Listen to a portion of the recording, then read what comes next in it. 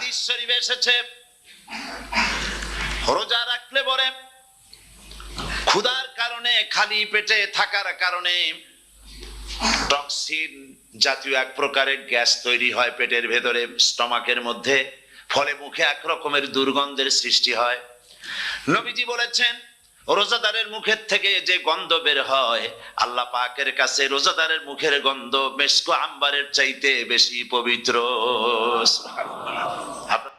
রাসূল করিম সাল্লাল্লাহু আলাইহি ওয়াসাল্লাম আখিরি শাবানে খুতবা পেশ করেছিলেন এবং সেই খুতবায় তিনি বলেছিলেন, হে উপস্থিত জনগণ, হে মানব মণ্ডলী, আল্লাহ পাক আমাদের জন্য একটি পবিত্র মাস আমাদেরকে দিচ্ছেন, দান করেছেন, যে মাসটির নাম হচ্ছে রমাদান। রমাদান হচ্ছে রামদুন, রা মিম দত, রাম ধাতু থেকে উৎপত্তি, এর অর্থ হচ্ছে জ্বালান, পুড়িয়ে দেওয়া, ভস্ম করে দেওয়া। রমাদান, রমজান মুবারকে যারা নাকি সিয়াম সাধনা করে, আত্মত্যাগ করে, অর্থাৎ তিতিক্ষা, ত্যাগ এবং তিতিক্ষা করে, রমজান মুবারকে আল্লাহ পাক যেভাবে রোজা চান ওইভাবে যারা রোজা রাখে, তাদের সমস্ত গুনাহ সমূহকে আগুন যেমন আবর্জনাকে জ্বালিয়ে দেয়, রোজা যদি সঠিকভাবে কারো হয় তাহলে তার গুনাহগুলিকে এইভাবে জ্বালিয়ে ভস্ম করে দেয়। সুবহানাল্লাহ বিহামদিহি। এই রমজান আমাদের সামনে। আমি আমার আলোচনার শুরুতে আমি আপনাদের খেদমতে আরজ করতে চাই যে মাসটির মধ্যে আমরা প্রবেশ করতে যাচ্ছি, দুটি জিনিস আমাদের সামনে এখন। একটি হচ্ছে আমরা মাহে রমজানকে ইস্তেকবাল করতে যাচ্ছি, মাহে রমজান আমাদের সামনে। দোয়া করে নেই যে আল্লাহ পাক এই পবিত্র রমজানের সম্মান করার মতো তৌফিক আমাদেরকে দান করো, আর যেভাবে রোজা রাখলে পরে তুমি খুশি হও সেইভাবে আমাদেরকে রোজা রাখার তৌফিক দান করো, বলি আমিন। এটি হচ্ছে সর্বশ্রেষ্ঠ মাস আল্লাহ পাক মুসলমানদের জন্য দান করেছেন। আবারও বলি আলহামদুলিল্লাহ। কোরআন শরীফের মধ্যে আল্লাহ সমস্ত ইবাদতের কথা বলেছেন, কিন্তু ডিটেইলস আলোচনা করেন নাই। হজ করতে হবে, কিন্তু ওকুফে আরাফা করতে হবে, রমিয়ে হিজার করতে হবে, রমিয়ে জিবাল করতে হবে, তারপরে 7 বার তাওয়াফ করতে হবে, সাফা মারওয়া সাই করতে হবে। এগুলি কিন্তু কোরআন শরীফে আসে নাই, ডিটেইলস আসে নাই। নামাজ পড়তে হবে, কিন্তু জোহরে কয় রাকাত, আসরে কয় রাকাত, মাগরিবে কয় রাকাত, এই রাকাতগুলি কিভাবে বিন্যস্ত করতে হবে কোরআন শরীফে তা আসে নাই, বর্ণনা করা হয়নি। যাকাত দিতে হবে, কিন্তু কত টাকা হলে কত টাকা দিতে হবে, কত মন ধান হলে কতটুকু দিতে হবে, কত ছাগল হলে, কত গরু হলে, কত পরিমাণ সোনা হলে, কত পরিমাণ রৌপ্য মজুদ থাকলে যাকাত দিতে হবে, এর বিস্তারিত বিবরণ কোরআন শরীফে আসে নাই। চিন্তা হতে পারে যে তাহলে এগুলো আমরা পাইলাম কই? আমরা পেয়েছি কোরআনের ব্যাখ্যা হচ্ছে রাসূল করিম সাল্লাল্লাহু আলাইহি ওয়াসাল্লাম। হুজুর এটাকে আমাদেরকে বলে দিয়েছেন, তিনি সারে ছিলেন, শরীয়ত প্রণেতা ছিলেন। তো সমস্ত ইবাদতকে আল্লাহ পাক সংক্ষেপে সংক্ষেপে তিনি আউটলাইন অথবা গাইডলাইন তিনি দিয়েছেন আল্লাহ পাক। রমজান মুবারক হচ্ছে একমাত্র ইবাদত যে রমজান সম্পর্কে আল্লাহ পাক ডিটেইলস পূর্ণ একটি রুকু আল্লাহ পাক আলোচনা করেছেন। সুবহানাল্লাহ। রোজা শুরু করবেন কোনখান থেকে, শেষ করবেন কোথায় গিয়ে, সফরে প্লেনে যখন চলবেন তখন আপনার রোজার অবস্থা কি হবে, যদি দেশে যান তখন কি হবে, অসুস্থ হলে কি হবে, কিভাবে রোজা রাখবেন, কিভাবে রোজা ভাঙবেন, তারপরে কখন শুরু হবে, কখন কি হবে ইত্যাদি বিস্তারিত বিবরণ। রোজার মতো করে এত অন্য কোন ইবাদতের ব্যাপারে আল্লাহ এতটা বলেন নাই যতটা বলেছেন রোজার ব্যাপারে। তাহলে নিশ্চয়ই বুঝতে পারছেন রোজাটা অত্যন্ত গুরুত্বপূর্ণ ইবাদত। সবটাই গুরুত্বপূর্ণ, কিন্তু রোজাটা আল্লাহর কাছে বেশি গুরুত্বপূর্ণ। সুবহানাল্লাহ। আচ্ছা, বেশি গুরুত্বপূর্ণ কেন সে কথা কি বলবো? অবশ্যই বলবো। বেশি গুরুত্ব এই কারণে, আল্লাহ পাক বলেছেন, এটা হচ্ছে হাদিসে কুদসি। আল্লাহ পাক বলেছেন আস-সাওমু লি ওয়া আনা আজজি বিহি।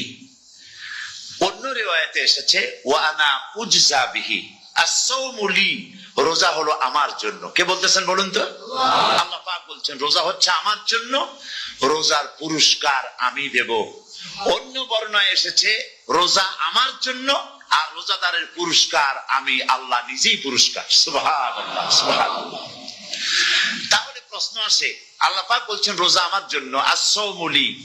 আল্লাহ তো এই কথা কোথাও বলেননি আজ-যাকাতু লি, আস-সালাতু লি, আল-হাজ্জু লি, রোজা আমার কি বলে, যাকাত আমার জন্য, হজ আমার জন্য, নামাজ আমার জন্য, একথা কিন্তু আল্লাহ বলেন নাই। অবশ্যই আমরা যাকাত হোক, নামাজ হোক, হজ হোক কার জন্য করি?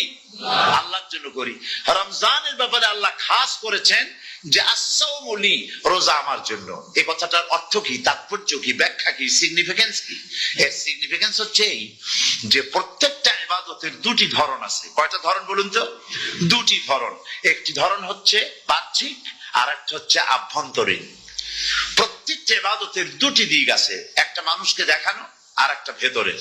যেমন নামাজ, একটি লোক নামাজ পড়ে না, কিন্তু এমন একটা সমাবেশের মধ্যে পড়ে গেছে, সবাই নামাজ পড়ে। এখন আমি যদি নামাজ না পড়ি তাহলে লোকে বলবে কি?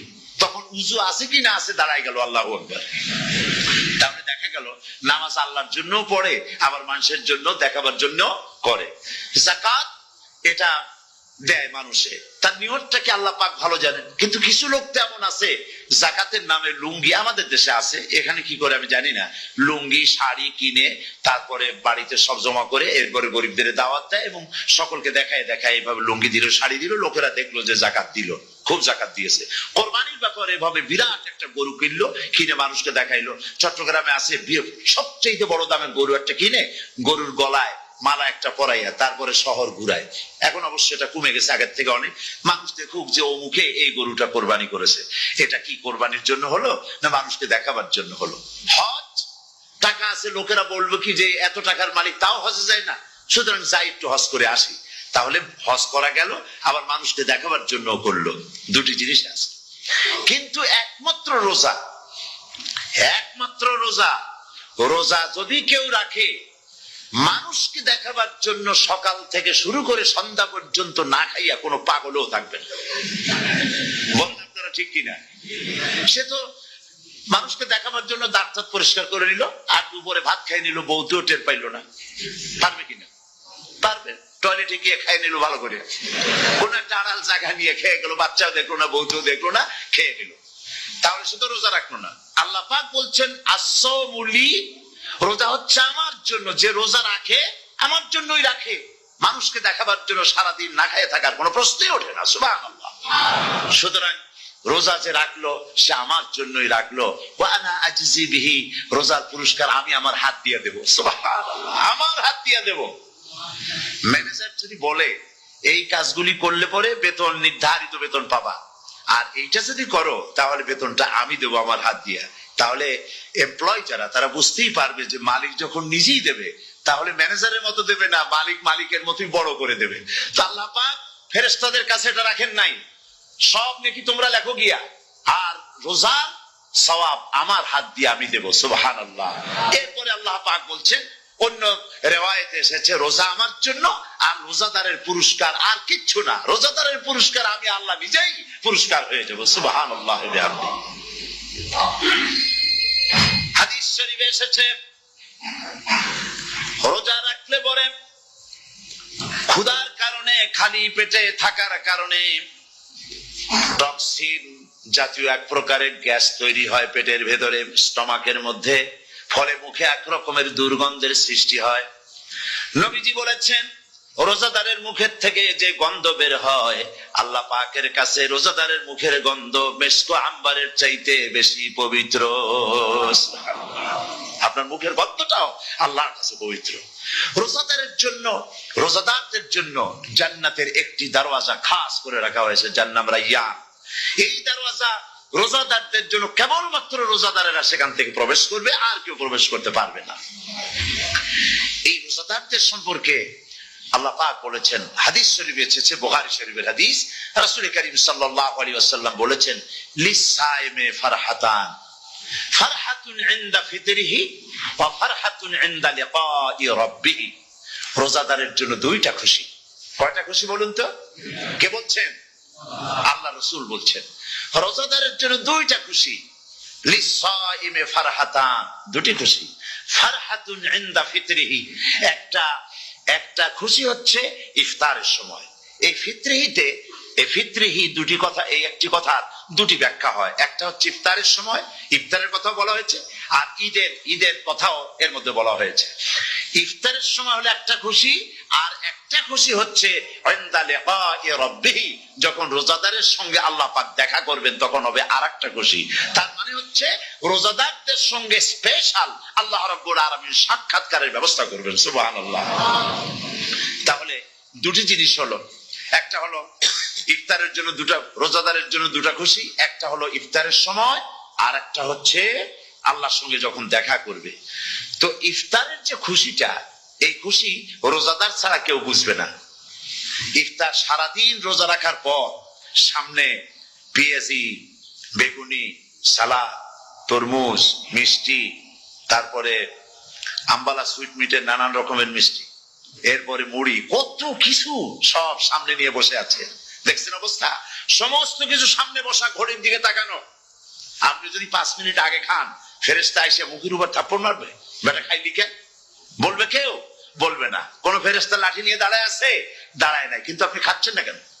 সুবহানাল্লাহ, সুবহানাল্লাহ বলবেন না?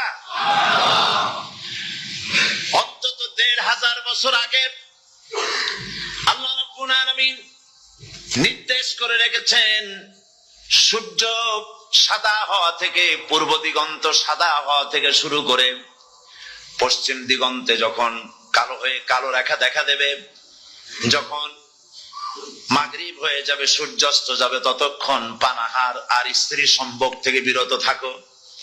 1500 বছর আগের আল্লাহ রাব্বুল আলামিনের এই নোটিশ কিভাবে কার্যকরী হচ্ছে উম্মতের মধ্যে, মুসলমানদের ভেতরে। খাবার সামনে আছে, পিপাসা লেগেছে, এখন তো পিপাসা লাগে না, খুব ঠান্ডার সময়, এখন রোজা রাখতে খুব মজা হবে, তাই না? খুব মজার রোজা। কিন্তু এই রোজা যখন জুন মাস আর জুলাই মাসে আসবে, তখন টের পায় মানুষ রোজা কাকে বলে।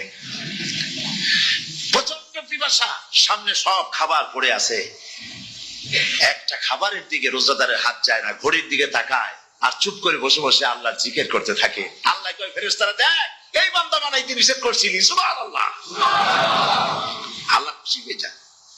রোজাদার অপেক্ষা করতে থাকে, ঠিক যখন কাটায় কাটায় সময়টা এসে গেছে, তখন আল্লাহর নাম করে খুরমা দিয়ে, পানি দিয়ে ইফতার শুরু করে দিল। আল্লাহ পাক খুশি হয়ে গেলেন। এই যে ইফতার, সারাদিন রোজা রেখে ইফতার করায় যে মজা, রোজা রাখলো না এরকম লোকেরাও কিন্তু ইফতার করে, করে না? পুরান ঢাকায় আছে, ঢাকা তো কয়েকটা এলাকা আছে, পুরান ঢাকার লোকেরা নাকি বলে যে, যারা রোজা রাখে না তারা বলে যে, রোজা না রাখে একরকম পাপ করছি, আর ইফতার না করে কবিরা গুনাহ করবো নাকি, ইফতার তো করাই লাগবে। তো খুব মজা করে ইফতার করে তারা। তো সারাদিন রোজা রেখে পেঁয়াজি, ছোলা, বুট, মুড়ি খাওয়াইছে মজা, সারাদিন ভাত খাইয়া তারপরে ইফতারে শরীক হওয়া, ছাগলে ঘাস খেলে যেমন লাগে ওইরকম তার মুখে লাগে, এই মজা পাবে না। রোজাদারের যে মজা লাগে সেই মজা সে পাবে না। সারা রাত রোজা রাখার পর তারপরে ঈদের দিনে জামা কাপড় পরিষ্কার করে, শেরওয়ানি গায়ে লাগাইয়া, পাঞ্জাবি পরে, আতর মেখে, এরপরে ঈদের জামাতে যখন দাঁড়ায় যায়, সে যে মজা পায়, সারা মাস রোজা রেখে ঈদের জামাতে গিয়ে সে যে মজা পায়, যে রোজা রাখলো না, ঈদের দিনে খুব জামা, পাজামা, সেন্ট এগুলো মেখে টেকে প্রথম কাতারে গিয়ে দাঁড়ায় গেছে, ও সেই মজা পাবে না। ওর মনের মধ্যে একটা চোর চোর ভাব থেকেই যায়। সে মনে মনে ভাবে, এই জামাত আমার না, জোর করে আসছি, এইখানে দাঁড়াবার যোগ্যতা আমার নাই। মনের মধ্যে সে একটা অপরাধী ফিল করে, সে ফিল করতে থাকে। সুতরাং রোজাদারের জন্য দুইটা খুশি, একটা হচ্ছে ইফতারের সময়, আর একটা খুশি হবে যখন আল্লাহ তাদেরকে দেখা দেবেন। সুবহানাল্লাহ। এই রোজা আল্লাহ পাক দান করেছেন। আচ্ছা, কি জন্য রোজা আমাদের দিলেন? এই জন্য দিয়েছেন যে একটা মাস পৃথিবীর মুসলমানরা না খেয়ে থাকুক দিনের বেলায়, ওই না খেয়ে থাকার যে খাবারগুলি বাঁচবে, এগুলি আল্লাহ অন্য কোন এলাকার মানুষদের খাওয়াবেন নাকি? এই জন্য করেছেন রোজা, এই জন্য করেননি। রোজার ফজিলত আল্লাহর নবী বলেছেন, রমজান মুবারকের এত ফজিলত, মানুষ যখন কোন ইবাদত করে আল্লাহ পাক সেই ইবাদতের নেক আমলের সওয়াব 10 থেকে শুরু করে 700 পর্যন্ত বাড়ায় দেন। 10 থেকে শুরু করে 700 বাড়ায় দেন, ইল্লা সাওম, রোজা ছাড়া। নবীজি বলেছেন, রমজান মুবারকে কেউ যদি একটি একটি নফল কাজ আদায় করে, একটি নফল ইবাদত করে, অন্য মাসের একটি ফরজ আদায় করার সওয়াব আল্লাহ পাক নামায়ে আমলে দিয়ে দিবেন। রমজান মুবারকে কেউ যদি একটি ফরজ আদায় করে, অন্য মাসের 70টি ফরজ আদায় করার মতো সওয়াব আমলনামায় আল্লাহ দিয়ে দিবেন। সুবহানাল্লাহ। এই মাস আমাদের সামনে, আল্লাহু আকবার বলি, আল্লাহু আকবার বলি, আলহামদুলিল্লাহ। এই পবিত্র মাস আমাদের সামনে। এই মাসে এত সওয়াব, নফল হয় ফরজের মতো, আর ফরজ হয় 70টা ফরজের মতো। এত সওয়াব কেন হইল? আমরা না খেয়ে থাকি সেই জন্য নাকি? বলতে পারেন কেন হলো? একটি কারণ, শাহরু রমাদান আল্লাযী উনজিলা ফীহিল কুরআন। সুবহানাল্লাহ বলবেন না? এই রমজান মাস হচ্ছে সেই মাস যে মাসে আল্লাহ রাব্বুল আলামিন কোরআনে কারীমকে নাযিল করেছেন।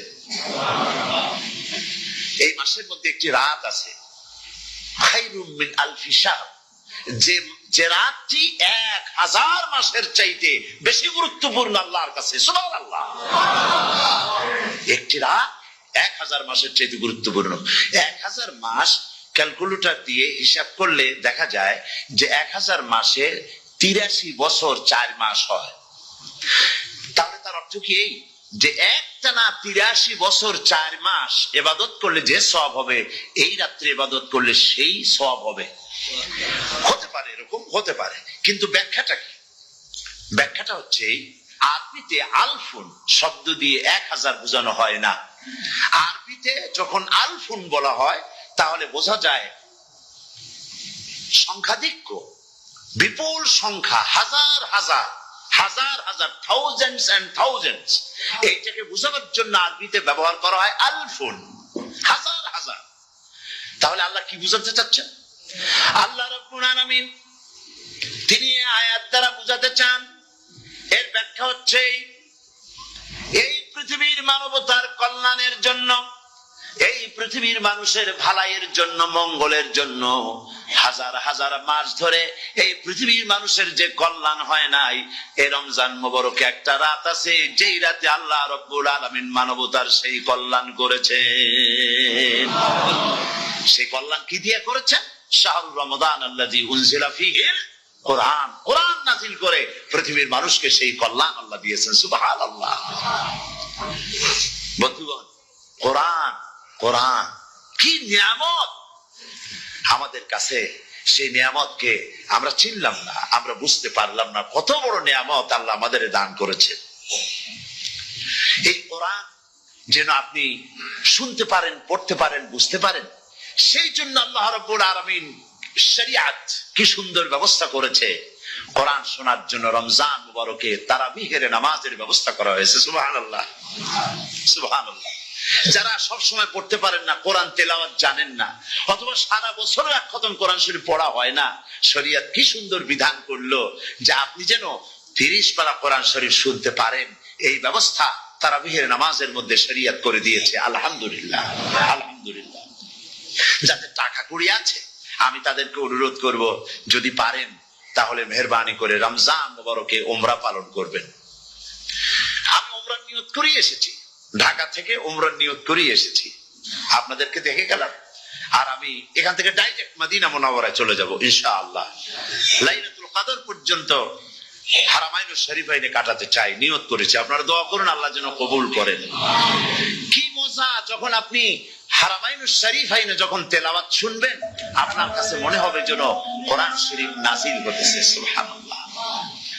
সেখানে তো নামাজের পরে হাত তুলে মুনাজাত করা হয় না, শুধুমাত্র রমজান মুবারকে বেতেরের নামাজের মধ্যে ইমাম সাহেব হাত তুলে মুনাজাত করেন। গত বছর রমজান মুবারকের লাইলাতুল কদরে আমি ছিলাম, গত কয়েক বছর ধরে আল্লাহ যাওয়ার তৌফিক দিয়েছেন দয়া করে। সেখানে লাইলাতুল কদরে পত্রিকাগুলি লিখেছে 30 লাখের উপরে লোক ছিল মক্কা শরীফের, হারাম শরীফে 30 লাখের উপরে। যখন তেলাওয়াত হচ্ছে, মুনাজাত করতেছেন ইমাম সাহেব কাঁপতেছেন, মোনাজাত করতেছেন, কাঁদতেছেন, আর গোটা হারাম জুড়ে কান্না রোল পড়ে গিয়েছে। কিভাবে কাঁদতেছে!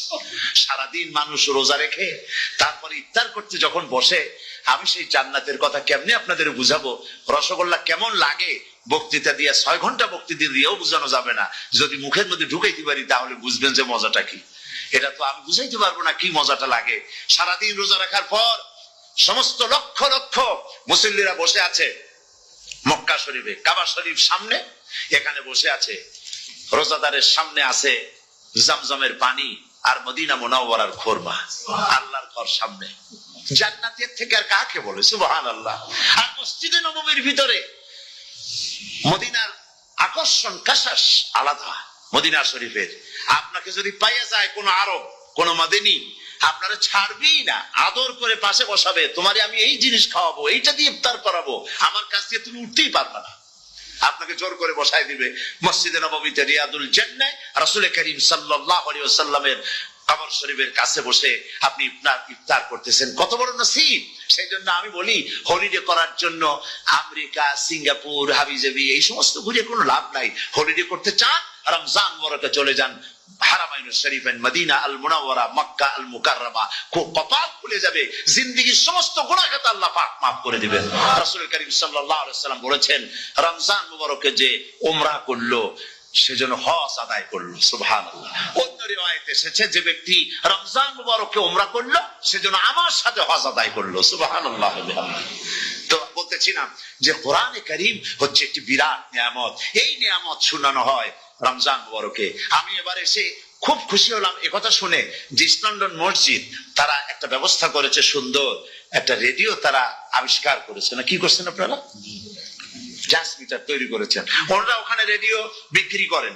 আপনারা বহুটা খরচ করেছেন, তারা হাজার হাজার পাউন্ড খরচ করে টাওয়ার বানিয়েছেন এবং একটা ফ্রিকোয়েন্সি তারা নিজেরা নিয়েছেন, আর রেডিওগুলি 125 পাউন্ড করে ওনারা দিচ্ছেন খরচ হিসেবে। এটা যারা নিয়ে যায় ঘরের মধ্যে বসে তারাবিহের তেলাওয়াত তারা শুনতে পাবেন। মহিলারা অনেক সময় আসতে পারেন না, মহিলারা ঘরে বসে শুনতে পারবেন। ওই ইস্ট লন্ডন মসজিদে যত ওয়াজ হবে, তেলাওয়াত হবে, নামাজ হবে, আজান হবে, ওয়াজ হবে, জিকির হবে, সব আপনার ঘরে বসে আপনি শুনতে পারবেন। আল্লাহ রাব্বুল আলামিন এই ইকদামকে, এই পদক্ষেপকে আল্লাহ কবুল করুন, সবাই বলেন আমিন। এবং প্রত্যেকের ঘরে ঘরে এই রেডিও পৌঁছে যাক, আমরা বলি আমিন। আল্লাহ যেন কবুল করেন। আপনি ঘরে বসে মসজিদের সমস্ত প্রোগ্রাম পেতে পারবেন। আর কি সুন্দর, সেখানে যিনি তেলাওয়াত করেন, আজান দেন, আলহামদুলিল্লাহ, তার আজান শুনলে পরে তো মনে হয় যে আমি মক্কা শরীফে চলে গেছি, মদিনায় চলে গেছি। আর তেলাওয়াতও কত সুন্দর, আলহামদুলিল্লাহ। আল্লাহ তার প্রতি রহম করুন, আমরা বলি আমিন। সুতরাং বলতেছিলাম যে পবিত্র রমজানুল মুবারক এটি কি, জিনিসটা কি, জিনিসটা বোঝাবার জন্য আমি বলি, যেমন এই ঘড়িটা এটা কেনার পর 2-1 বছর পর এটা ফাস্ট হয় অথবা কি হয়, স্লো হয়ে যায়।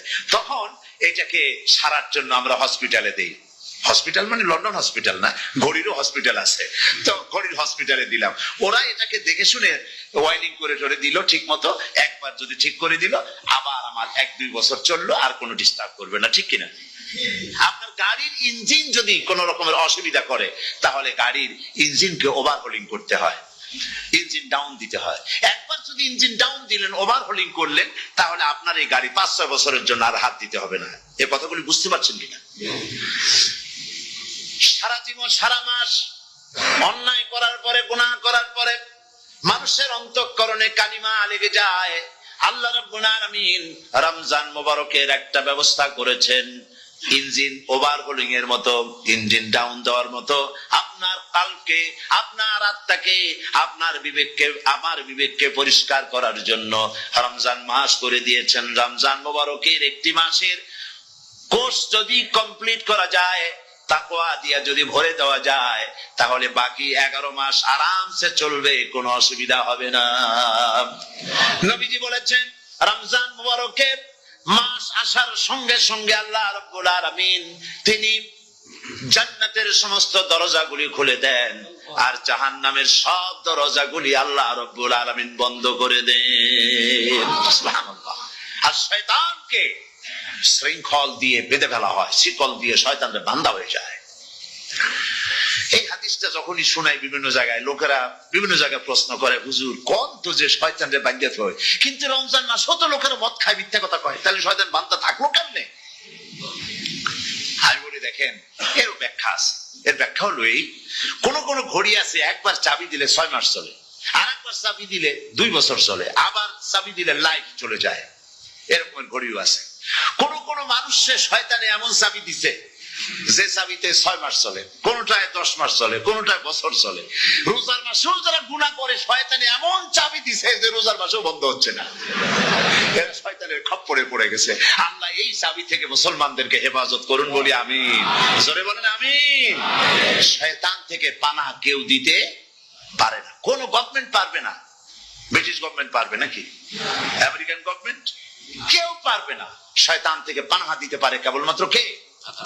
ওই আল্লাহ রাব্বুল আলামিন আমাদেরকে শিখায় দিয়েছেন শয়তানের ওয়াসওয়াসা থেকে আমার কাছে পানাহ চাও।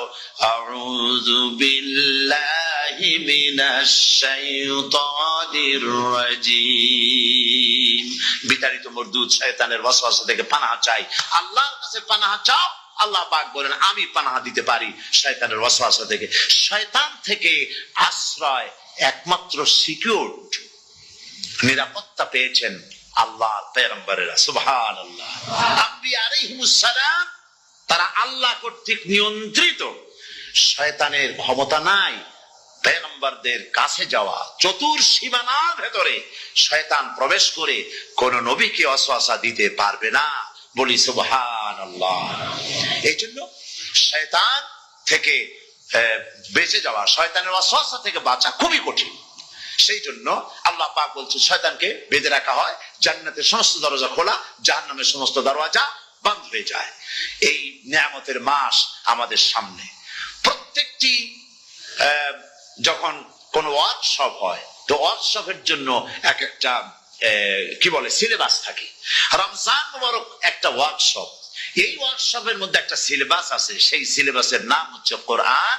কোরআন কোরআন কোরআন নাজিলের মাসে আমরা কি কোরআন তেলাওয়াত করি? বলেন। রোজা হচ্ছে, হাদিস শরীফের মধ্যে বলা হয়েছে আস-সাওমু জুন্নাহ, রোজা হচ্ছে ঢাল। রোজা কি কন্ত? ঢাল। বোঝেন তো ঢাল কি? প্রোটেক্টর। আপনি জিহাদের ময়দানে, যুদ্ধের ময়দানে নিরাপত্তার জন্য, বাইরের থেকে আক্রমণকে ফিরাবার জন্য কি ব্যবহার করেন? ঢাল ব্যবহার করেন। রোজা হচ্ছে ঢাল। শয়তানের সমস্ত আক্রমণ থেকে বাঁচার জন্য রোজা হচ্ছে ঢাল। রোজার দিনে কেউ যদি আপনার সাথে ঝগড়া করে, তাহলে রাসূল বলেছেন তুমি বলো, তুমি ঝগড়ায় প্রবৃত্ত হবে না। তোমার সাথে যদি কেউ ঝগড়া করে, তুমি বলবে ইন্নী সাইম, আমি রোজাদার। আমি তোমার মতো ঝগড়া করতে আমিও পারি, আমি তোমার মতো গালাগালি দিতে পারি, কিন্তু আমি দেব না, ঝগড়াও করব না, গালিও দেব না, মারামারিও করব না, কারণ আমি রোজাদার। সুবহানাল্লাহ। মিথ্যেবাদী, সারাক্ষণ মিথ্যে কথা বলে, কিন্তু রোজার মাস আসছে। এখন মিথ্যাবাদী যারা, তাদের ঘনিষ্ঠ লোকদের কাছে শুনেছি যে তারা বলে, যদি কোনো লোক দিনের বেলা আসে যায় আর এমন কথা, যে কথা বলতে গেলে মিথ্যা বলা ছাড়া উপায় নাই তার জন্য, সে তখন বলে ভাই তুমি তো অসময় আসছো, এখন আমি খুব ব্যস্ত, আই এম ভেরি বিজি, তুমি রাত্রে আসো। কথা বুঝতে পেরেছেন তো? রোজা হচ্ছে কি? রোজাটা কি বলে? ঢাল। কোন মেয়ে লোকের দিকে চোখ পড়লো, আহা আমি তো রোজাদার, চোখকে সাথে সাথে নিচে নামায় ফেললো। গানের আওয়াজ আসলো, আমি তো রোজাদার, সে গানটা শুনলো না। কাজী সমস্ত গুনাহ থেকে বাঁচার জন্য রোজা একটা বিরাট হাতিয়ার। সুবহানাল্লাহ। এই মাসে আল্লাহ রাব্বুল আলামিন এই মাসটা, এই রোজাটা কেন দিয়েছেন? লাআল্লাকুম তাত্তাকুন। ইয়া আইয়ুহাল্লাযীনা আমানু কুতিবা আলাইকুমুস সিয়ামু কামা কুতিবা আলাল্লাযীনা মিন ক্বাবলিকুম লাআল্লাকুম তাত্তাকুন। হে বিশ্বাসীরা, তোমরা যারা ঈমান এনেছো, শোনো, আমি রোজাকে তোমাদের জন্য ফার্জ করেছি, যেমন করে ফার্জ করেছিলাম তোমাদের পূর্বপুরুষদের উপরে। রোজা শুধু আমাদের উপরে ফরজ হয়েছে তা না, আমাদের আগে যারা যেসব নবীরা আসছিলেন তাদের উপরে রোজা কি ছিল? ফরজ ছিল। সুতরাং এই রোজা তোমাদের উপরে ফরজ। এই জন্য লাআল্লাকুম তাত্তাকুন, যাতে করে তোমরা কি হতে পারো? পরেজগার হতে পারো। কি হতে পারো? পরেজগার, মুত্তাকি হতে পারো, আল্লাহকে ভয় করতে পারো। একমাত্র আল্লাহ। আপনাদের বাড়িতে যদি কারো বিড়াল থাকে, বিড়াল, বিড়াল বোঝেন তো না? কি বলে বিড়াল? বিলাই নাকি বলে? বিড়াল। এই বিড়াল যদি আপনাদের কারো বাড়িতে থাকে, তো বিড়ালের প্রসবকালীন অবস্থা দেখবেন। বিড়ালের প্রসব হবে, বাচ্চা দেবে। বিড়াল তখন ঘরের মধ্যে পেরেশান হয়ে ঘুরতে থাকে, একটা নিরাপদ জায়গা খোঁজে, একটা নিরাপদ জায়গা খোঁজে। প্রসব করার 2-3 দিন আগের থেকে খুঁজতে থাকে তার জন্য নিরাপদ জায়গা কোনটা। এরপরে খুঁজতে খুঁজতে প্রসবের দিন সে সত্যিকারের ঘরের মধ্যে সবচেয়ে কোনা কানা জায়গা যেটা, সেই রকম একটা নিরাপদ জায়গা সে বেছে নিল। এরপরে বাচ্চা হলো। বাচ্চা হওয়ার পর এই বাচ্চার উপরে কেউ যেন আক্রমণ না করে, শত্রু যেন তার জায়গাটিতে না আসে। এই জন্য বাচ্চাটার ওটো হাত দিয়ে মায়ের মতো কোলে নিতে পারে না, সে আস্তে করে ঘাটটা কামড়ায় ধরে যাতে করে বাচ্চা ব্যথা না পায়। ওইভাবে করে ঘাট কামড়ায় ধরে আজকে এই সিঁড়ির নিচে, কালকে ওই খাটের নিচে, পরশুদিন এই আলমারির কোনায়, এইভাবে বাচ্চাগুলি সরায় সরায় রেখে বাচ্চাকে প্রতিপালন করে। এই বিড়াল নেই হেদায়েত দিন ওটাকে, যিনি দিলেন তার নাম রব, তিনি হচ্ছেন রব্বুল আলামিন। সন্তান প্রতিপালনের ব্যবস্থা শুধু দুনিয়ার মানুষকেই দেন নাই, প্রাণী জগৎকেও দিয়েছেন। সুবহানাল্লাহ।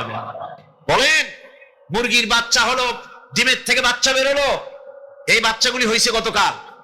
আজকে বাচ্চাগুলি আদার খাচ্ছে মায়ের সাথে, হঠাৎ করে একটা চিল এলো আর ওর মা একটা সিগন্যাল মারলো, সাথে সাথে বাচ্চাগুলি দৌড়াইয়া এমন পলান দিল, আপনি তো ভালো একাদশীর বাপেও তালাশ করে পাবে না যে মুরগির বাচ্চা পলাইলো তো। এখন ওই বাচ্চাটিকে এই সিগন্যাল সম্পর্কে কে অবহিত করলো যে এরকম একটা আওয়াজ শুনলে এটা ভীতির আওয়াজ, এটা সাইরেন, এটা বিপদ সংকেত, এটা ডেঞ্জার সিগন্যাল, এটা শুনলে দেখলে তাড়াতাড়ি করে আত্মগোপন করবা। কে ঠিক এলো? কে ঠিক এলো? আল্লাহ পাক শিখাইছেন। এখন এক শ্রেণীর বুদ্ধিজীবী তারা আবার উল্টা কথা কয়। তারা বলে কি? তারা বলে যে মুরগি বাচ্চা, এই বাচ্চা যে দৌড় মারলো, এখানে আল্লাহ এইসব কিছু নাই, নাউযুবিল্লাহ মিন যালিক। তো এখানে কি আছে? কয় যে এখানে বিষয়টা হলো এই যে এই মুরগি আর মোরগ, ওর বাপ মা, এই দুজনের মধ্যে আছে সিলের ভয়, আছে শিয়ালের ভয়। ওই ভয় ওদের মধ্যে ছিল, এই মা বাপের ক্রসের মাধ্যমে বাচ্চা আসছে, কাজে ওই ভয়, বাপের যদি কোনো রোগ থাকে, মায়ের রোগ থাকে, তো এগুলি তো বাচ্চার মধ্যেও ঢোকে। তো ভয় হোক, সুখ হোক, দুঃখ হোক, এই অনুভূতি স্বাভাবিক প্রক্রিয়ার মাধ্যমে বাচ্চার মধ্যে ঢুকছে, আর সিল দেখে আওয়াজ শুনে সে আত্মগোপন করেছে। এইটা আমি পড়িয়া আমি আমার আলোচনা এক জায়গায় বললাম বুদ্ধিজীবীদের উদ্দেশ্যে, যদি সত্যি তাই হয়, মোরগ আর মুরগি মা বাবার মধ্যেই ভয় আছে বলে বাচ্চার মধ্যেই ভয় ঢুকছে, সেই জন্য সে আত্মগোপন করছে, তাহলে আবার মানুষের ব্যাপারে কথাটা আনি। মানুষেরা সাপের ভয় করে না মহব্বত করে? কথার জবাব দিলে না, যখন তখন মনে হয় আপনারা সাপ বুঝি ভালোবাসেন। সাপ আমরা সকলেই ভয় পাই, মায়ও ভয় পায়, বাবাও ভয় পায়। এই মায়ের গর্ভে সন্তান এসছে, সন্তানের বয়স 2 বছর, 2.5 বছর, ঘরের মধ্যে কেউ ছিল না, ঘরের মধ্যে একটা সাপ আসছে, একটা সুন্দর সাপ, দেখতে সুন্দর, কিন্তু সে সাপে কামড়ালে মানুষ মরে যায়। ওই সাপটা মাথা উঁচু করে ভাড়া ধরেছে। এই বাচ্চাটা কি সাপ দেখে দৌড় মারবে, না বাচ্চাটা ওই সাপটাকে ধরার জন্য সে এগিয়ে যাবে? কোনটা করবে? এগিয়ে যাবে। তাহলে মা বাপের ভয়, তাদের মা বাপের রক্তের মধ্যে, শিরার মধ্যে, সব জায়গায় সাপের ভয়, তার মাধ্যমে বাচ্চা হিসেবে বাচ্চার মধ্যে সাপের মহব্বত হইল, কারণ ভয় হইল না কেন বাচ্চা অবস্থা। সুবহানাল্লাহ। আমার বন্ধুগণ, মুরগির বাচ্চাকে হেফাজত করার জন্য বুদ্ধিমান প্রাণী মানুষ তার কাছে নাই বলে আল্লাহ রাব্বুল আলামিন তারে বাচ্চা অবস্থা থেকে বোঝার তৌফিক দিয়েছেন কোনটা ভয়ের আওয়াজ, কোনটা হলো বিপদের আওয়াজ। মানব সন্তানের প্রতিপালন করার জন্য তার মার বাবা আছে বলে ওই রকম করে পশুদের মতো আল্লাহ বানান নাই, তাকে হেফাজত করার জন্য মা বাপ আছে বলে এই দায়িত্ব আল্লাহ পাক মা বাপের উপরে ছেড়ে দিয়েছেন। মা বাপ তাকে হেফাজত করে। রুবুবিয়তের প্রতিপালন, হেদায়েতের এই প্রতিপালন আল্লাহ পাক মানুষকে এভাবে করে তাদেরকে হেদায়েত দিয়েছেন, তার পথের চলার দিশা দিয়েছেন। পিঁপড়া খাদ্য সংগ্রহের ব্যাপারটা দেখেন, পিঁপড়ার আছে দারুণ ঘ্রাণ শক্তি। কোথায় খাবার? 5 তলায় আপনি মিষ্টি খাচ্ছেন, রসগোল্লা থুয়ে দেন, তারপরে দেখেন কোন জায়গায় দিয়ে পিঁপড়া এসে জন্মের খাওয়া খায়, ঠিক কিনা? দেখেন তার কত তীব্র ঘ্রাণ শক্তি, সেখানে চলে যাচ্ছে। তাকে হেদায়েত দেওয়া হয়েছে, তাকে ঘ্রাণ শক্তি দেওয়া হয়েছে। চিল, শকুন, ঈগল কোথায় থাকে বোঝেন না? মহাশূন্যে 3 থেকে 3.5 মাইল উপরে শকুন, বাজ, ঈগল উঠতে থাকে। খাবে কি? ওখানে তো তার খাবার ছড়ানো নেই। আল্লাহ হচ্ছেন এমন রব, আমাদের স্রষ্টা হচ্ছেন এমন রব, যিনি ওই চিল, বাজ আর শকুন মহাশূন্যে যেগুলি উড়ে বেড়ায়, ওদেরকে আল্লাহ পাক এমন তীব্র দৃষ্টি শক্তি দান করেছেন, 3 মাইল উপর থেকেও ছাগল মুরগি মরা দেখলে ওখান থেকে এসে ঝাঁপায় পড়ে তা খেতে পারবে। তাকে দেওয়া হচ্ছে দৃষ্টিশক্তি। এরকম করে যার যা প্রয়োজন, সমস্ত প্রয়োজনগুলি আল্লাহ মিটাচ্ছেন। এরই নাম হচ্ছে রুবুবিয়তে ইলাহি। এটাই হচ্ছে আল্লাহ পাক রব, এটা তার অসংখ্য প্রমাণ। সেই জন্য আল্লাহ পাক বলেন আলহামদুলিল্লাহি রাব্বিল আলামিন। পড়েন সবাই, আলহামদুলিল্লাহি রাব্বিল আলামিন। সমস্ত প্রশংসা হচ্ছে আল্লাহ পাকের জন্য। কোন আল্লাহ? প্রথমে তো আল্লাহ বললাম, তারপর বললাম রব। এখন বলা হচ্ছে কোন রব? যিনি আলামিন, রব্বিল আলামিন, যিনি সমস্ত জাহানের রব। তাহলে বোঝা যাচ্ছে রব, জগৎ একটা না। জগৎ, কথা বুঝতেছেন আমার? জগৎ একটা নয়, অসংখ্য জগৎ আছে, বহুমাত্রিক জগতের কথা এখানে আল্লাহ পাক বলছে। আমি এই জন্য বলি যে কোরআন হচ্ছে বিজ্ঞানের উৎস। কোরআন বিজ্ঞানের কি? বিজ্ঞানের আবিষ্কার যত বাড়বে, বিজ্ঞান চিরটা কাল কোরআনের কাছে ভিক্ষার হাত দিয়ে এতিমের মতো দাঁড়ায় থাকবে কিয়ামত। আজ পৃথিবীর বিজ্ঞানীরা বলছে জগৎ সম্পর্কে, আমরা মনে করছি পৃথিবীটাকে, আমাদের কাছে জগৎ দুইটা। কয়টা জগৎ? একটা জগৎ হলো এইটা, ইহজগৎ আর পরজগৎ, এছাড়া আর কিছু জানি না। এই দুইটাই জগৎ আমাদের কাছে। এখন দেখেন বিজ্ঞানীরা কি বলছে। বিজ্ঞানীরা বলছেন সৌরজগতে শুধু আমাদের সৌরজগৎটাই শেষ না, অসংখ্য সৌরজগৎ আছে মহাশূন্যে, অসংখ্য সৌরজগৎ। পৃথিবীর প্রতি 4 বিলিয়ন মানুষ যদি এক একটা সৌরজগৎ দখল করে, তাতেও সৌরজগৎ শেষ হবে না। আরো সহস্র সহস্র বিলিয়ন বিলিয়ন সৌরজগৎ আরো ফাঁকা পড়ে থাকবে।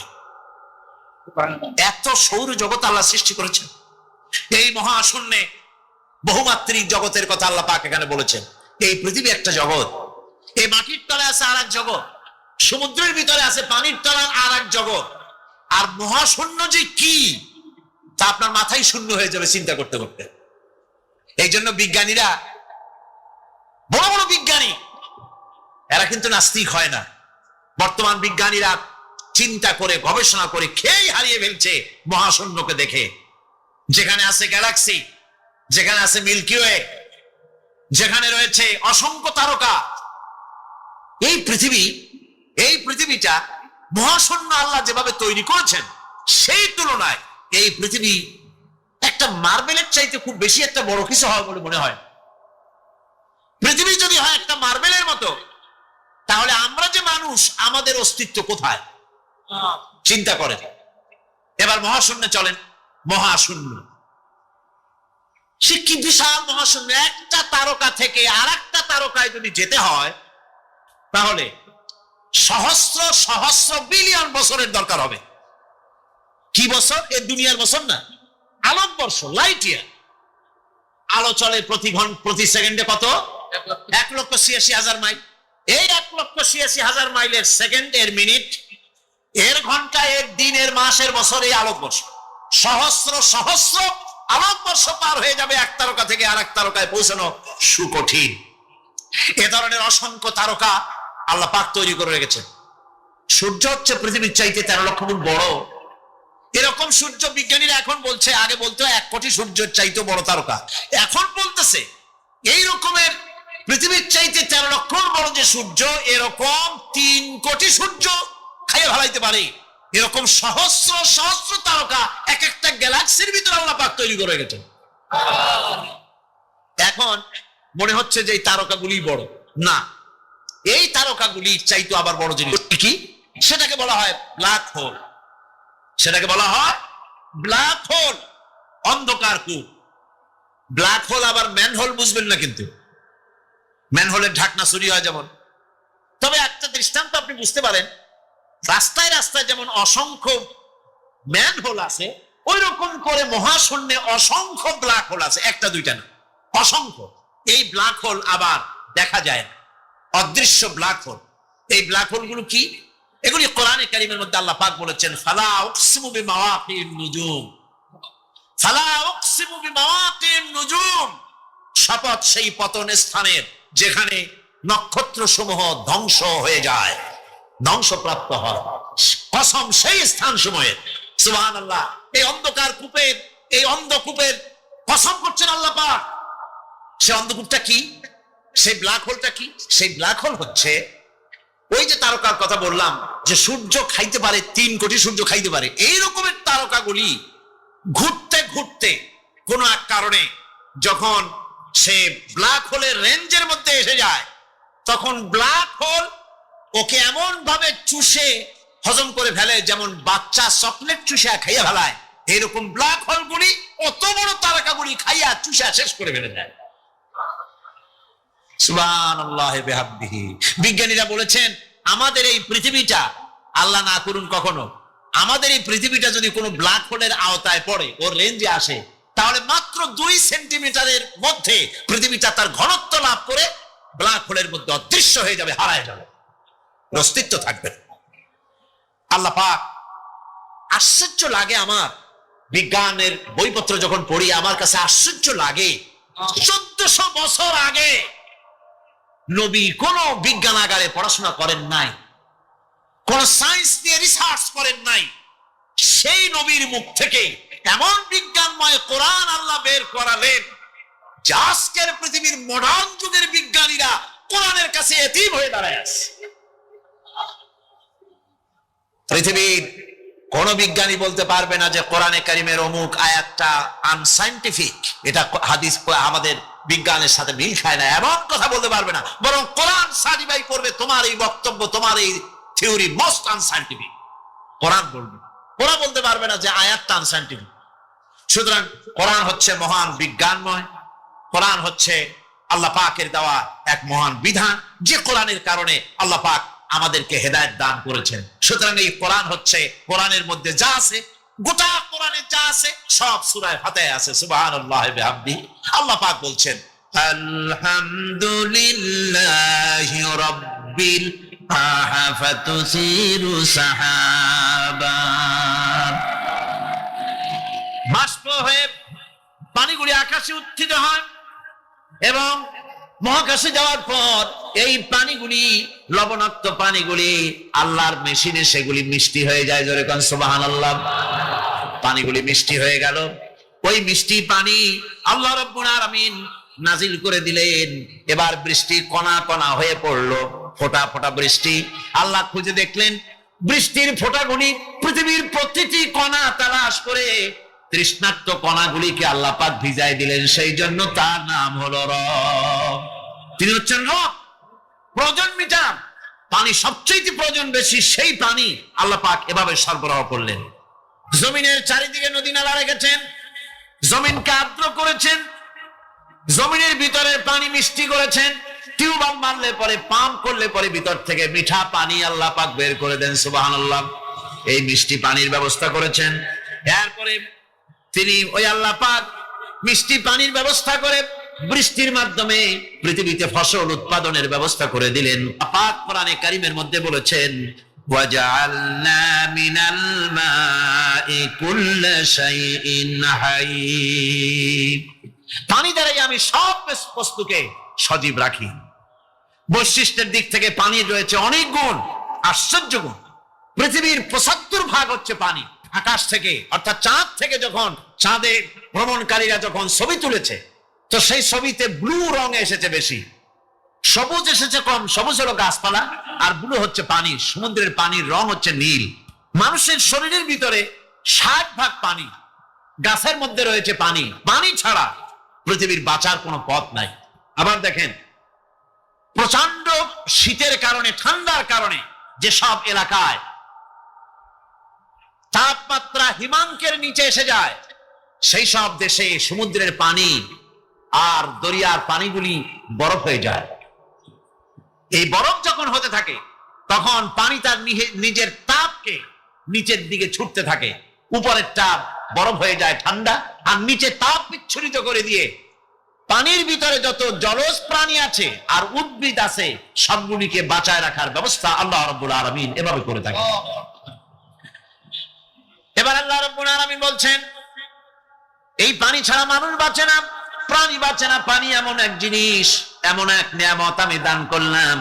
আল্লাহ পাক বলেন, কুল আরাআইতুম ইন আসবাহা মাউকুম গাওরান فمن يأتيكم بماء معين বলো দেখি সবে শুকাইয়া যদি যায় এই জমিনের পানি, তাহলে হেথায় তটনির ধারা কে দিবে সবারে আনি।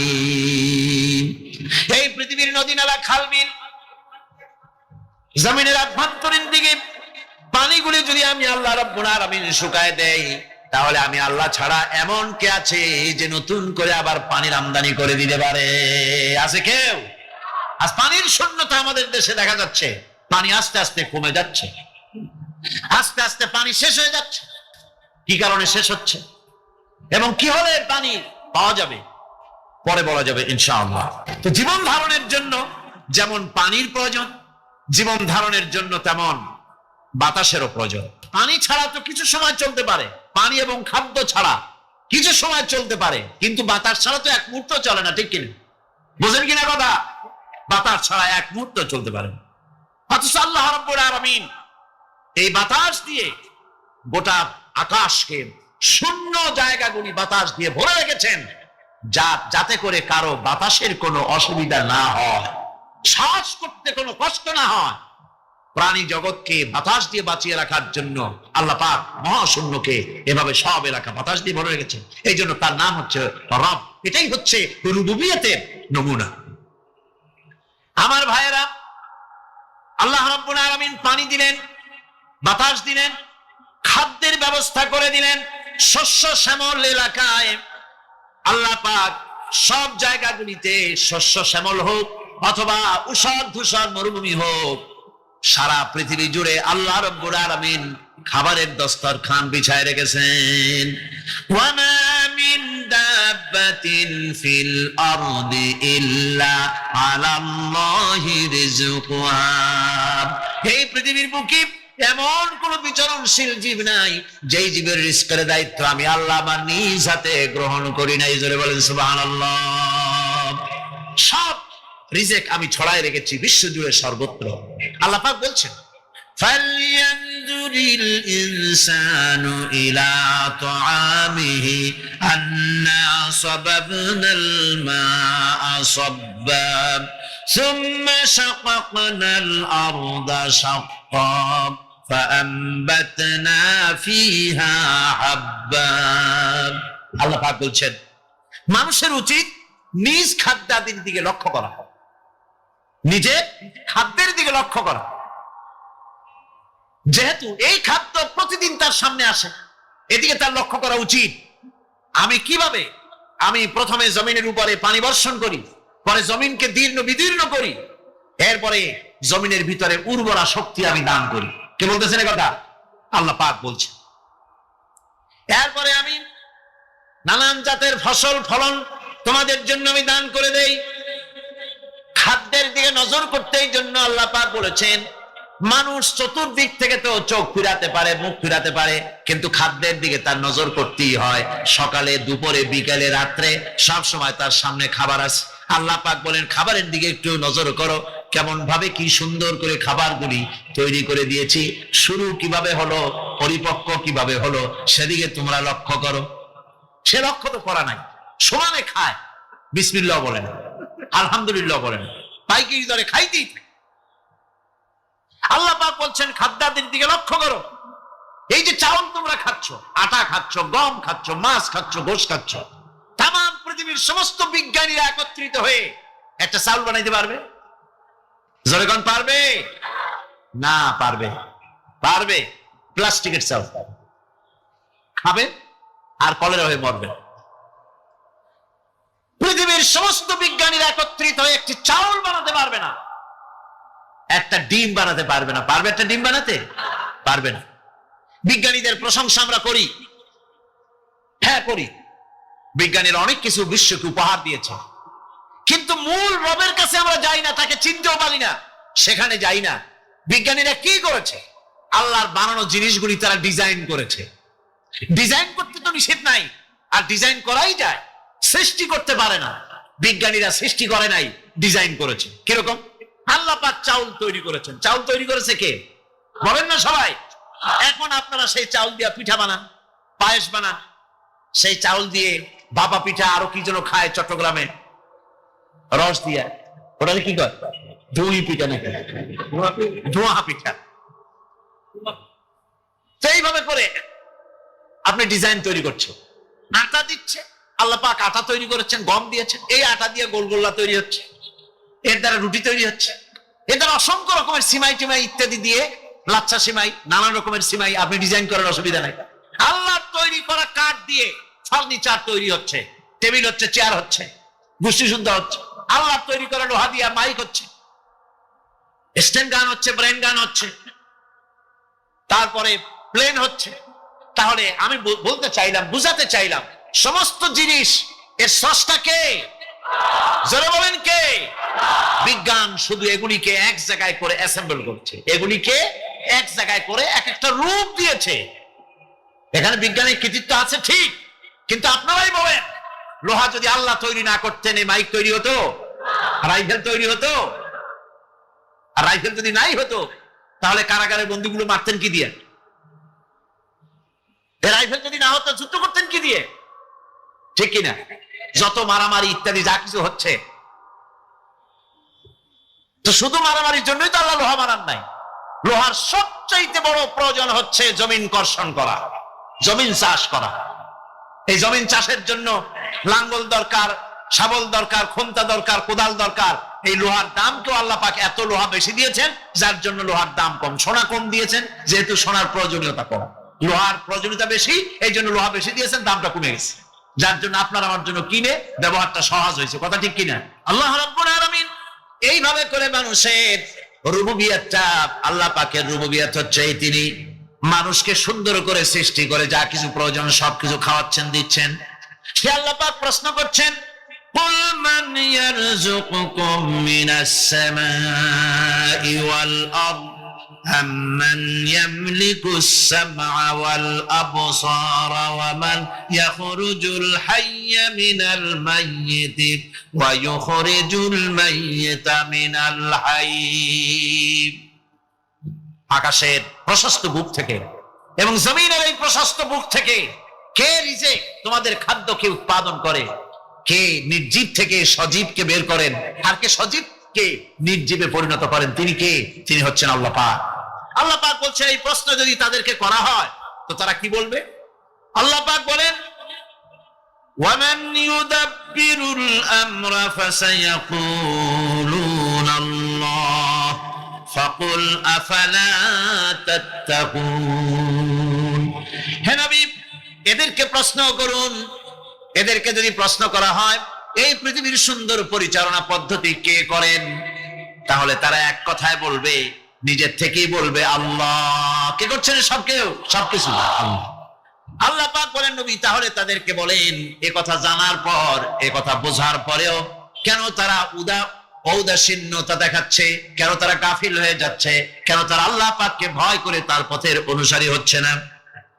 যে আল্লাহ রাব্বুল আলামিন এত কিছু করছেন তিনি তার পরিচয় সম্পর্কে বলে দিচ্ছেন, ফাযালিকুমুল্লাহু রাব্বুকুমুল হক ফামাযা বা'দাল হক ইল্লাদ দালাল। নিশ্চয়ই এসবের মূলে রয়েছেন তোমাদের রব, আমাদের আল্লাহ, আমাদের রব। সুতরাং উজ্জ্বল সত্য প্রকাশিত হওয়ার পর গোমরাহি ছাড়া আর কিছুই বাকি থাকে না। সুতরাং যারা সত্যের পথের অনুসরণ করতে চায়, রবকে চিনতে হবে, আল্লাহ পাককে জানতে হবে এবং তাকে অনুসরণ করতে হবে, তাকে রব হিসাবে চিনতে হবে। এটা হচ্ছে সেই রুবুবিয়ত ইলাহি যার দিকে হযরত মুসা আলাইহিস সালাম ইঙ্গিত করেছিলেন ফেরাউন যখন তাকে প্রশ্ন করেছিলেন, ফামান রাব্বুকুমা ইয়া মুসা। হে মুসা, তোমাদের দুজনের রব কে? তোমাদের রব, তোমাদের প্রভু কে? তিনি জবাব দিলেন, রব্বুনাল্লাযী আ'তা কুল্লা শাইইন খালকাহু সুম্মা হাদা। রব হচ্ছেন আমাদের তিনি, যিনি নাকি আমাদের প্রতিপালক, আমাদেরকে সৃষ্টি করেছেন এবং আমাদেরকে হেদায়েত দিয়েছেন, সঠিক পথের দিশা দিয়েছেন। এখানে হেদায়েত হচ্ছে, এখানে হেদায়েত শব্দের অর্থ হচ্ছে সৃষ্টি শুধু করেন নাই, তাকে চলা, তার খাদ্য অনুসন্ধানে, তাকে বেঁচে থাকার সবকিছুর উপকরণ এর কমন সেন্স, এর সাধারণ জ্ঞান আল্লাহ পাক তার সাথে দিয়েছেন, তিনি হচ্ছেন রব।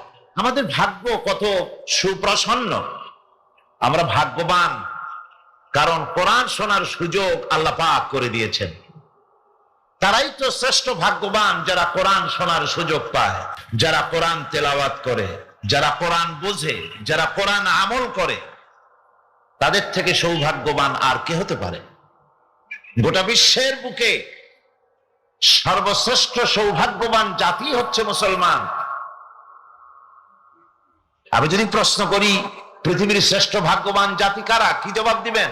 কারণ কোরআনে কারীম এ জাতির কাছে অবিকৃত, অকৃত্রিম উপায় এ জাতির কাছে মাহফুজ আছে, যা বিশ্বের কোন জাতির কাছে তাদের ধর্মীয় কিতাব অবিকল ভাবে নাই।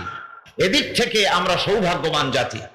আবার যদি প্রশ্ন করি এ পৃথিবীর ভিতরে হতভাগ্য জাতি কারা, আপনারা কি জবাব দিবেন?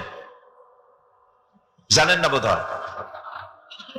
হতভাগ্য জাতিও এই মুসলমান, কারণ কোরআনে কারীমের মতো আজিম একখানা কিতাব যাদের কাছে আল্লাহ পাক আমানত হিসেবে দান করেছেন,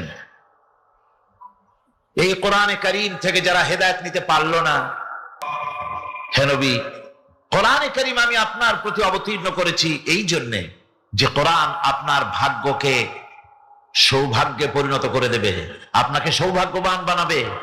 কোরআন আপনার ভাগ্যকে বিলম্বিত করবে, পর্যদস্ত করবে। আপনি ভাগ্যহারা হবেন, হতভাগ্য হবেন, এই জন্য তো কোরআন দেয়নি। কোরআন দিয়েছি ভাগ্যকে চমকায় দেওয়ার জন্য। যে কোরআন এলো কোরআনের ধারক বাহকদের ভাগ্যের উন্নতির জন্য, সেই জাতি আজ কোরআন হারা হয়ে, কোরআন ছাড়া হয়ে পৃথিবীতে লাঞ্ছিত, অবমানিত। কোরআনই পারে একটা জাতিকে সঠিক পথ প্রদর্শন করতে। কোরআন পারে একটা জাতির আকীদা, বিশ্বাসকে দৃঢ় করে দিতে, বদ্ধমূল করে দিতে। সত্যিকারের মানুষ বানাতে পারে কোরআন। মানুষ বানাতে পারে কে? কোরআন।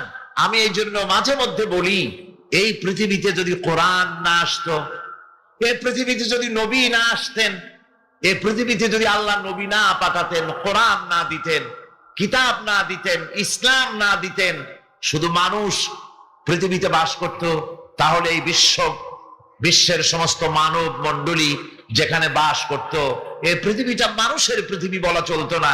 এই পৃথিবী হতো একটা পশুর বিচরণ ক্ষেত্র। কোরআন মানুষকে মানুষ বানিয়েছে। লাইসাল বিররা আন তুওয়াল্লু ওয়ুজুহাকুম কিবালাল মাশরিকি ওয়াল মাগরিবি ওয়ালাকিন্নাল বিররা মান আমানা বিল্লাহি ওয়াল ইয়াউমিল আখিরি ওয়াল মালাইকাতি ওয়াল কিতাবি ওয়ান নাবিয়্যিন।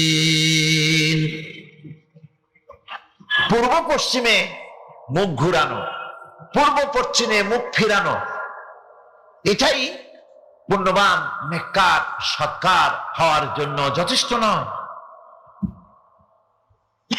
প্রকৃতপক্ষের মুমিন নেককার হওয়ার জন্য যে শর্তগুলি আল্লাহ পাক আরোপ করেছেন, তা হচ্ছে, 1 নম্বরে কি মনে আছে?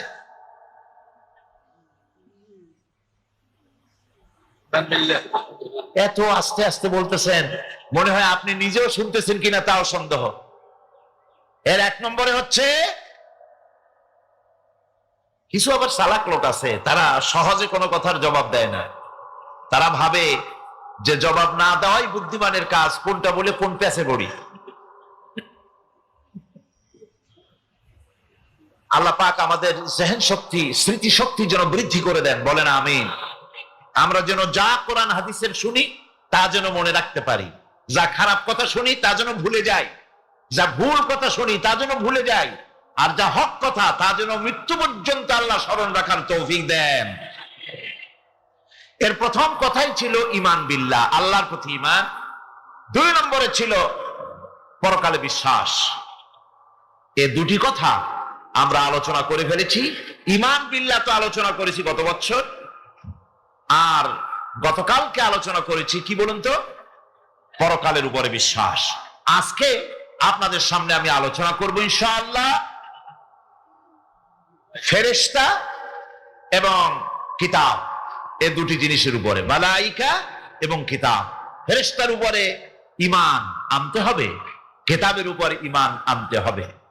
শুধু পূর্ব পশ্চিমে কতগুলো সেজদা দিলেই এতে যদি কপালে দাগও পড়ে যায়, এটি একটি উপমা আল্লাহ দিয়েছেন, একটা উপমা, একটা দৃষ্টান্ত দিয়েছেন যে পূর্ব পশ্চিমে মুখ ঘুরানো এটা একটি উপমামূলক কথা, এটাই যথেষ্ট নয়। ঈমান আনতে হবে, বিষয়টা বুঝতে হবে, আকীদাকে মজবুত করতে হবে। আজকে মালাইকা ফেরেশতা সম্পর্কে আমরা আলোচনা করব, তারপরে কিতাব সম্পর্কে আলোচনা করব। ওমা তৌফিকি ইল্লা বিল্লাহ। ফেরেশতাদের প্রতি ঈমান, এটা হচ্ছে আল্লাহর প্রতি ঈমানের পরিপূর্ণতা মাত্র। আল্লাহর উপরে ঈমানটা পরিপূর্ণ করতে হলে ফেরেশতাদের উপরে বিশ্বাস করতে হবে। এর উদ্দেশ্য শুধু ফেরেশতাদের উপরে স্বীকৃতি দানই নয়, বরং প্রকৃতপক্ষে এই বিশ্ব ব্যবস্থায় তাদের স্থান কি এটা জেনে নিতে হবে। ফেরেশতারা হচ্ছে আল্লাহ রাব্বুল আলামিন তার আজ্ঞাবহ গোলাম, আল্লাহ পাকের, তারা হচ্ছেন দাস, আল্লাহ পাকের বান্দা, আমাদের মতোই। আমরা যেমন আল্লাহর গোলাম, ফেরেশতারাও আল্লাহর গোলাম। এই ফেরেশতা সম্পর্কে পৃথিবীর বিভিন্ন ধর্মের বিভিন্ন রকমের কনসেপশন আছে। এই ফেরেশতাদেরকে ইংরেজিতে অ্যাঞ্জেল বলা হয়, যার চরিত্র খুব ভালো লাগে, লোকেরা বলে অ্যাঞ্জেলিক ক্যারেক্টার, এটা ফেরেশতা ধরনের চরিত্র লোকটা, এরকম বলে থাকে। সুতরাং খ্রিস্টান হোক, ইহুদি হোক, আর হিন্দু হোক, যে কোনো জাতের লোক হোক, ফেরেশতায় তারা বিশ্বাস করে। আর এই ফেরেশতাদের উপরে তাদের বিশ্বাসটা হচ্ছে বিকৃত। কি ধরনের? কারো মতে ফেরেশতা হচ্ছে প্রকৃতির সন্তান, কারো মতে ফেরেশতা হচ্ছে আল্লাহর মেয়ে, নাউযুবিল্লাহি মিন যালিক। যার কারণে সূরা আন-নাজমের মধ্যে আল্লাহ পাক এর প্রতিবাদ করেছেন। আল্লাহ পাক বলছেন, ওরা দাবি করলো ফেরেশতা হচ্ছে আল্লাহর মেয়ে। আল্লাহ পাক বলছেন, আলাকুমুদ যাকারু ওয়া লাহুল উনসা তিলকা ইযান কিসমাতুন দিজা। কি হে, তোমরা ছেলেগুলি নিজেদের জন্য নিয়ে নিলে আর মেয়েগুলি আমার ভাগে ফেলে দিলে, এটা কি ধরনের অসম বন্টন? ফেরেশতাকে তারা বলেছে আল্লাহর মেয়ে, আবার কেউ বলেছে ফেরেশতারা আল্লাহর ছেলে। তারপরে কেউ বলেছে ফেরেশতা হচ্ছে আল্লাহর মদদগার, আবার কেউ বলেছে ফেরেশতা হচ্ছে মানুষের অভিযোগ শ্রবণকারী, মানুষের প্রয়োজন পূরণকারী। এখন এসব ধারণা এবং বিশ্বাসের কারণে দুনিয়ায় শিরক এবং বিদআতের প্রচলন ঘটেছে। কোরআনে কারীম বিশ্ব ব্যবস্থায় ফেরেশতাদের অবস্থান কি সেটা পরিষ্কার করতে চায়, যাতে করে শিরকের সমস্ত দরজা বন্ধ হয়ে যায় আর তাওহীদের দরজা নির্ভেজাল ভাবে খুলে যায়। ইসলামের মূল বক্তব্যই হচ্ছে তাওহীদকে প্রতিষ্ঠা করা। কি প্রতিষ্ঠা করা? তাওহীদকে প্রতিষ্ঠা করা, আর শিরক আর বিদআতের শিকড় শুদ্ধ তুলে ফেলা। এটাই হচ্ছে ইসলামের মূল আইডিয়া। কোরআনের ভাষায় স্পষ্ট করে বলা হয়েছে যে ফেরেশতারা আল্লাহর মেয়েও নয়, আল্লাহর ছেলেও নয়, তারা হচ্ছে আল্লাহর বান্দা। বলুন তো ফেরেশতারা আল্লাহর কি?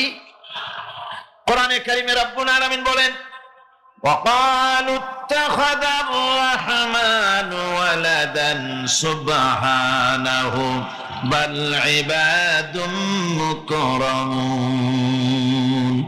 কাফেররা বলে দয়াময় কাউকে পুত্র বানিয়ে নিয়েছেন। পবিত্র সেই সত্তা যার সম্পর্কে তারা এই বাজে কথাগুলি বলে, তার কোনো ছেলেও নাই, তার কোনো মেয়েও নাই। ফেরেশতারা তো তার সম্মানিত বান্দা মাত্র। ইবাদুম মুকরামুন, ফেরেশতা হচ্ছে সম্মানিত বান্দা।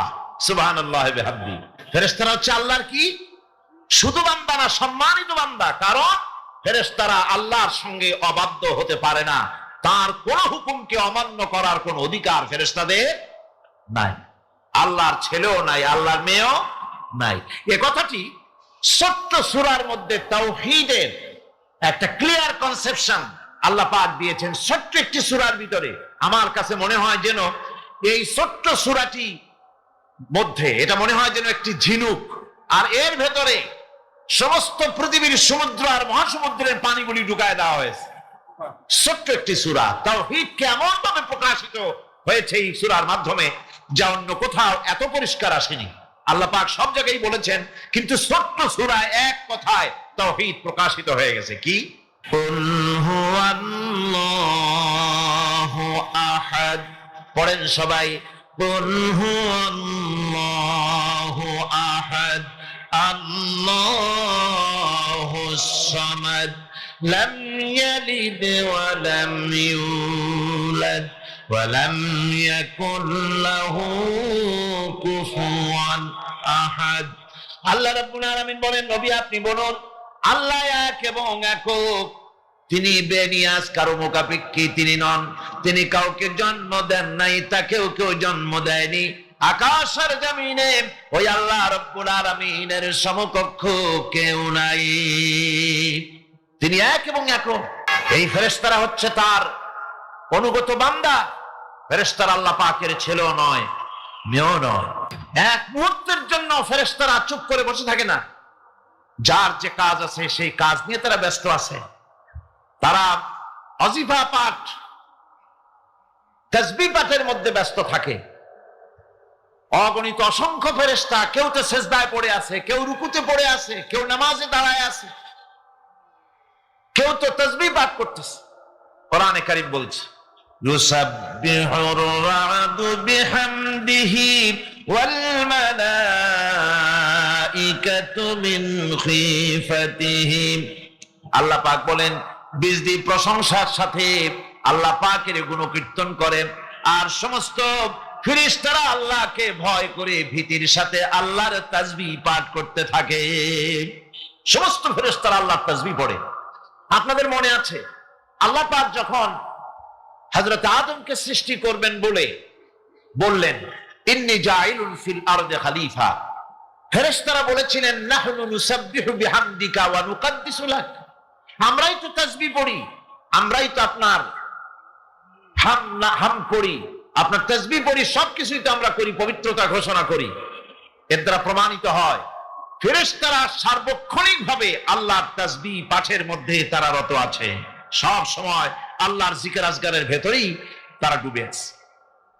وَلَهُ مَنْ فِي السَّمَاوَاتِ وَالْأَرْضِ وَمَنْ عِنْدَهُ لَا يَسْتَكْبِرُونَ عَنْ عِبَادَتِهِ وَلَا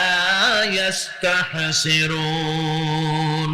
আসমান এবং জমিনে যা কিছু আছে এবং তার কাছে যা কিছু আছে সব আল্লাহর তাসবিহ পাঠে নিরত আছে।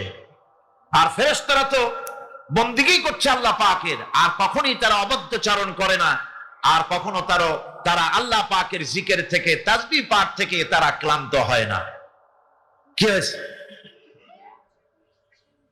ঠিক হয়ে যাবেন সব।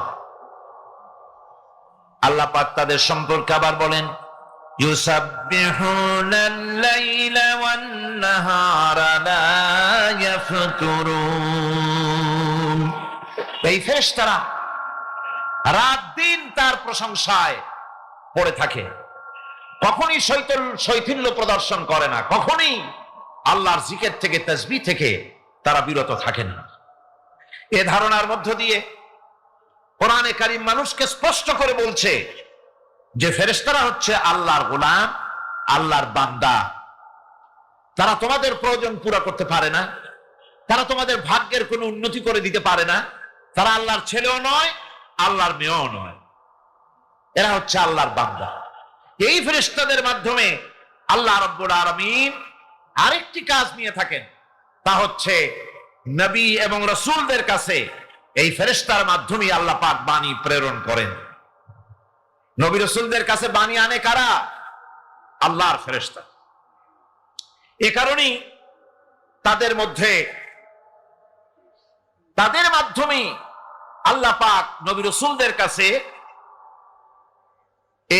আল্লাহর বাণী পাঠান যে এই ফেরেশতারা ওই বাণীর ভিতরে কোন রকম হ্রাস বৃদ্ধি করে না, তারা আল্লাহর অবাধ্য নয়, ওর মধ্যে তারা বাড়ায়ও না, তারা কমায়ও না, কোনো ক্ষমতা তাদের নেই।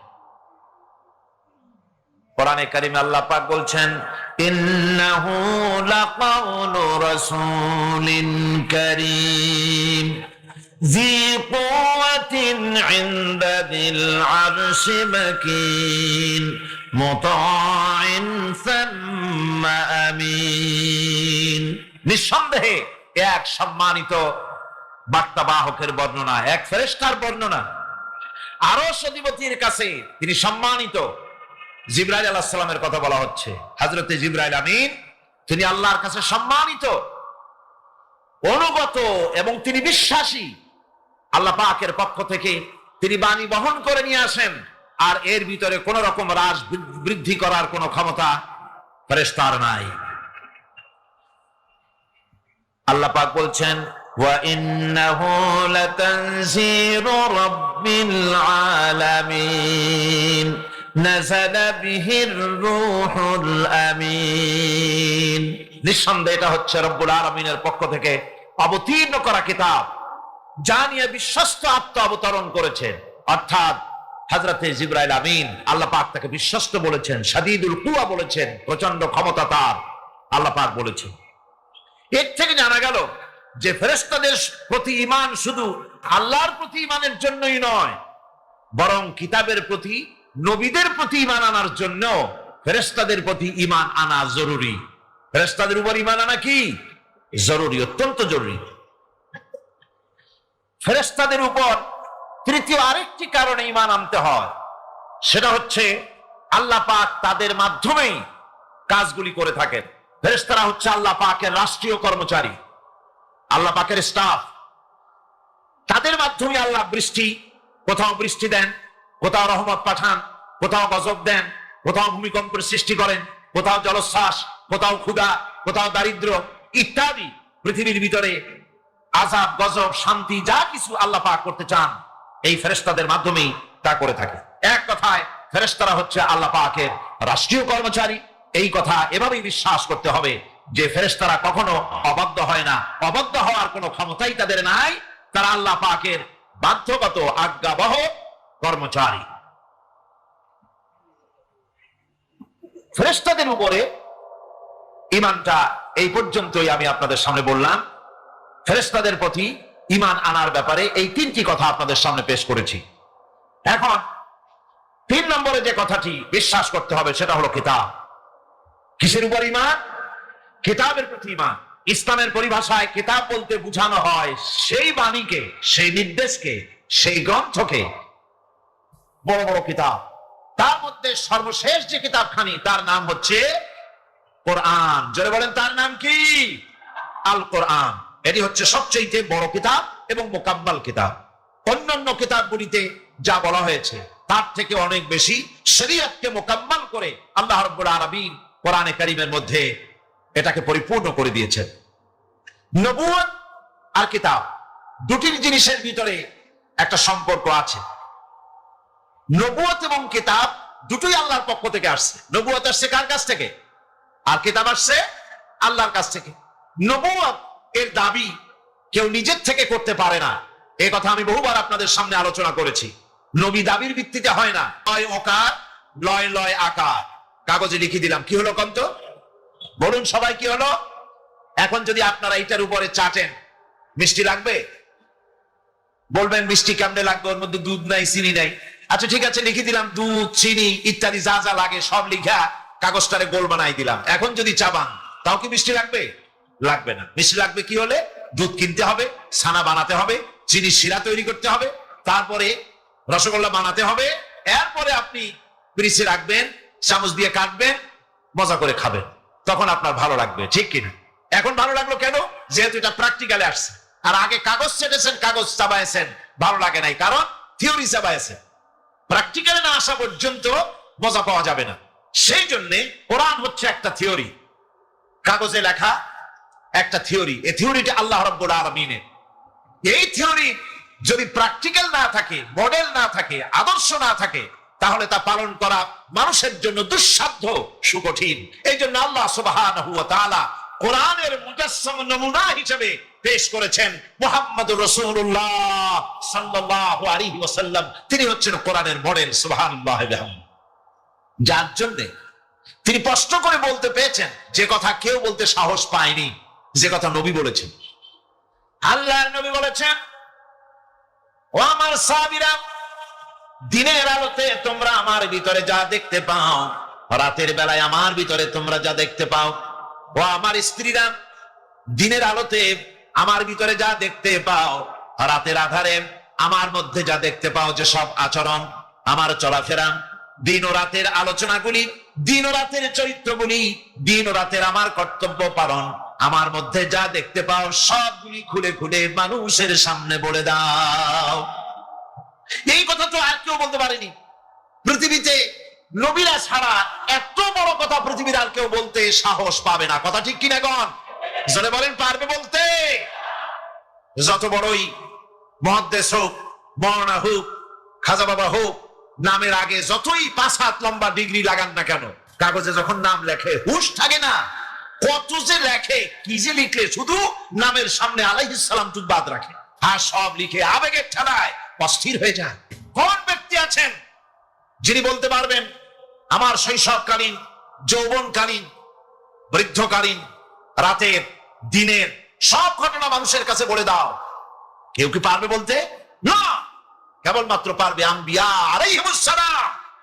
যেহেতু আল্লাহ রাব্বুল আলামিন তাদেরকে কন্ট্রোল করেছেন, হেফাজত করেছেন, তারা হচ্ছেন চরিত্রের আধার, অনুপম চরিত্রের উৎস, উৎকৃষ্ট নমুনা, যাদের চরিত্রের ভিতরে কোনো কালিমা নাই, ভুল নাই, গুনাহ নাই।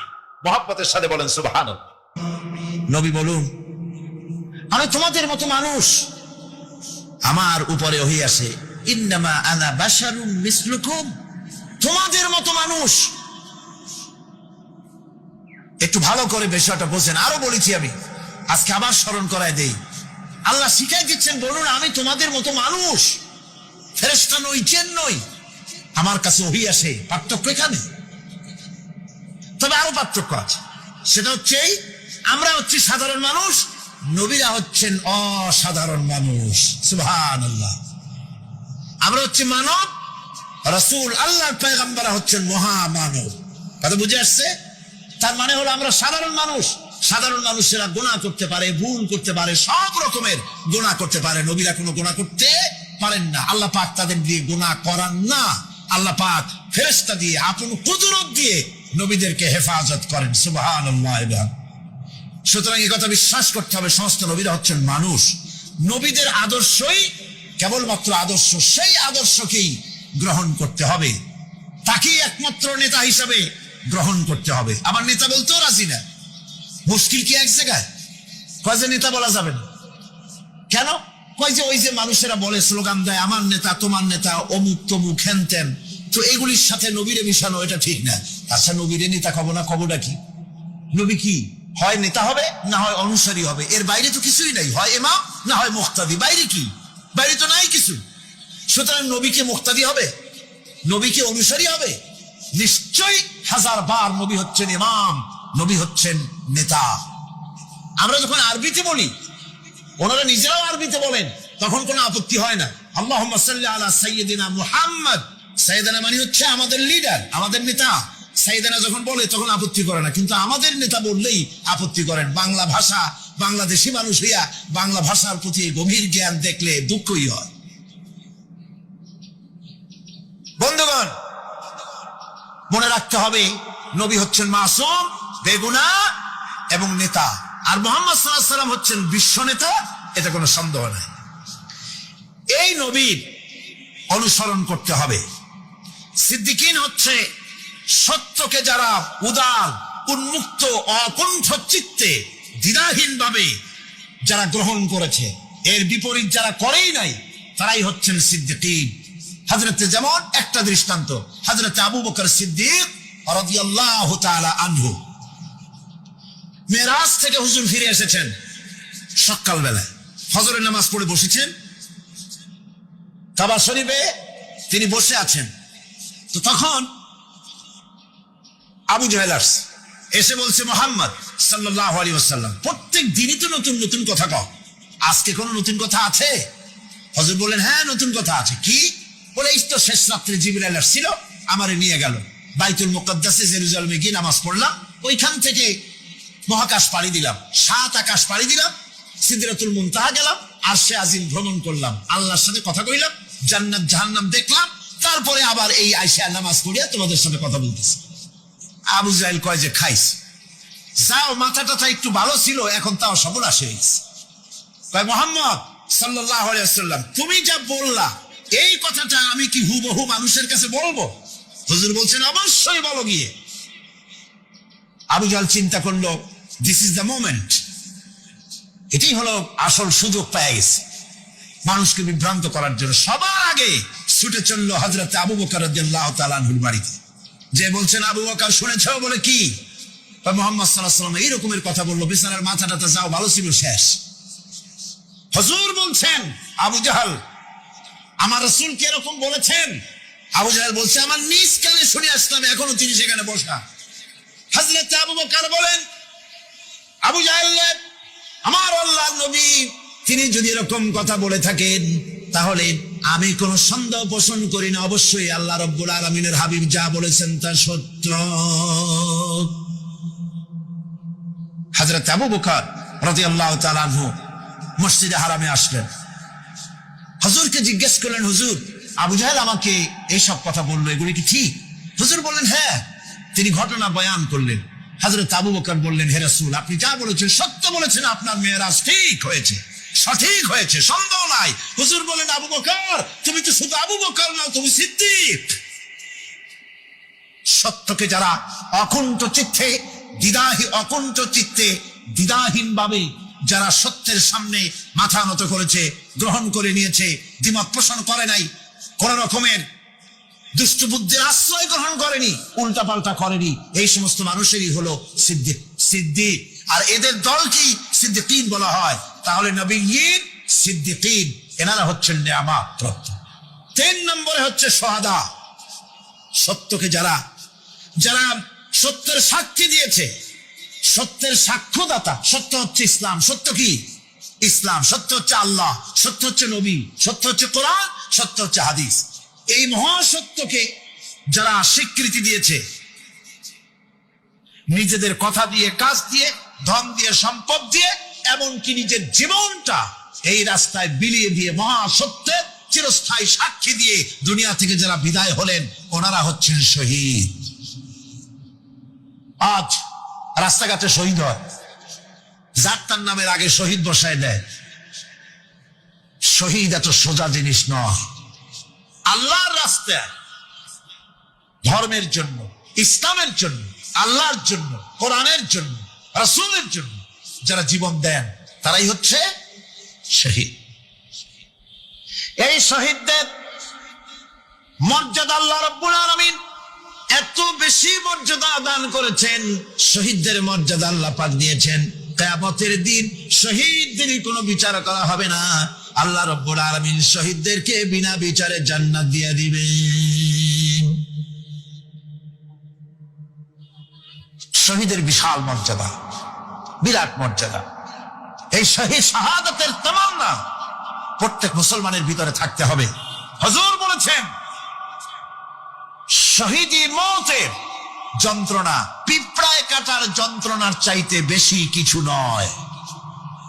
শাহাদাত হচ্ছে এপারে মওত আর ওপারে আল্লাহর সঙ্গে দেখা হয়ে যাবে।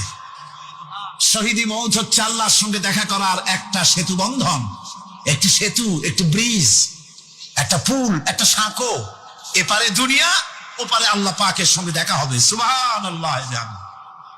ভাইরা, ইসলামের জন্য যারা জীবন দিলেন, যারা শাহাদাত বরণ করলেন, তারা জাতির সম্মানের পাত্র।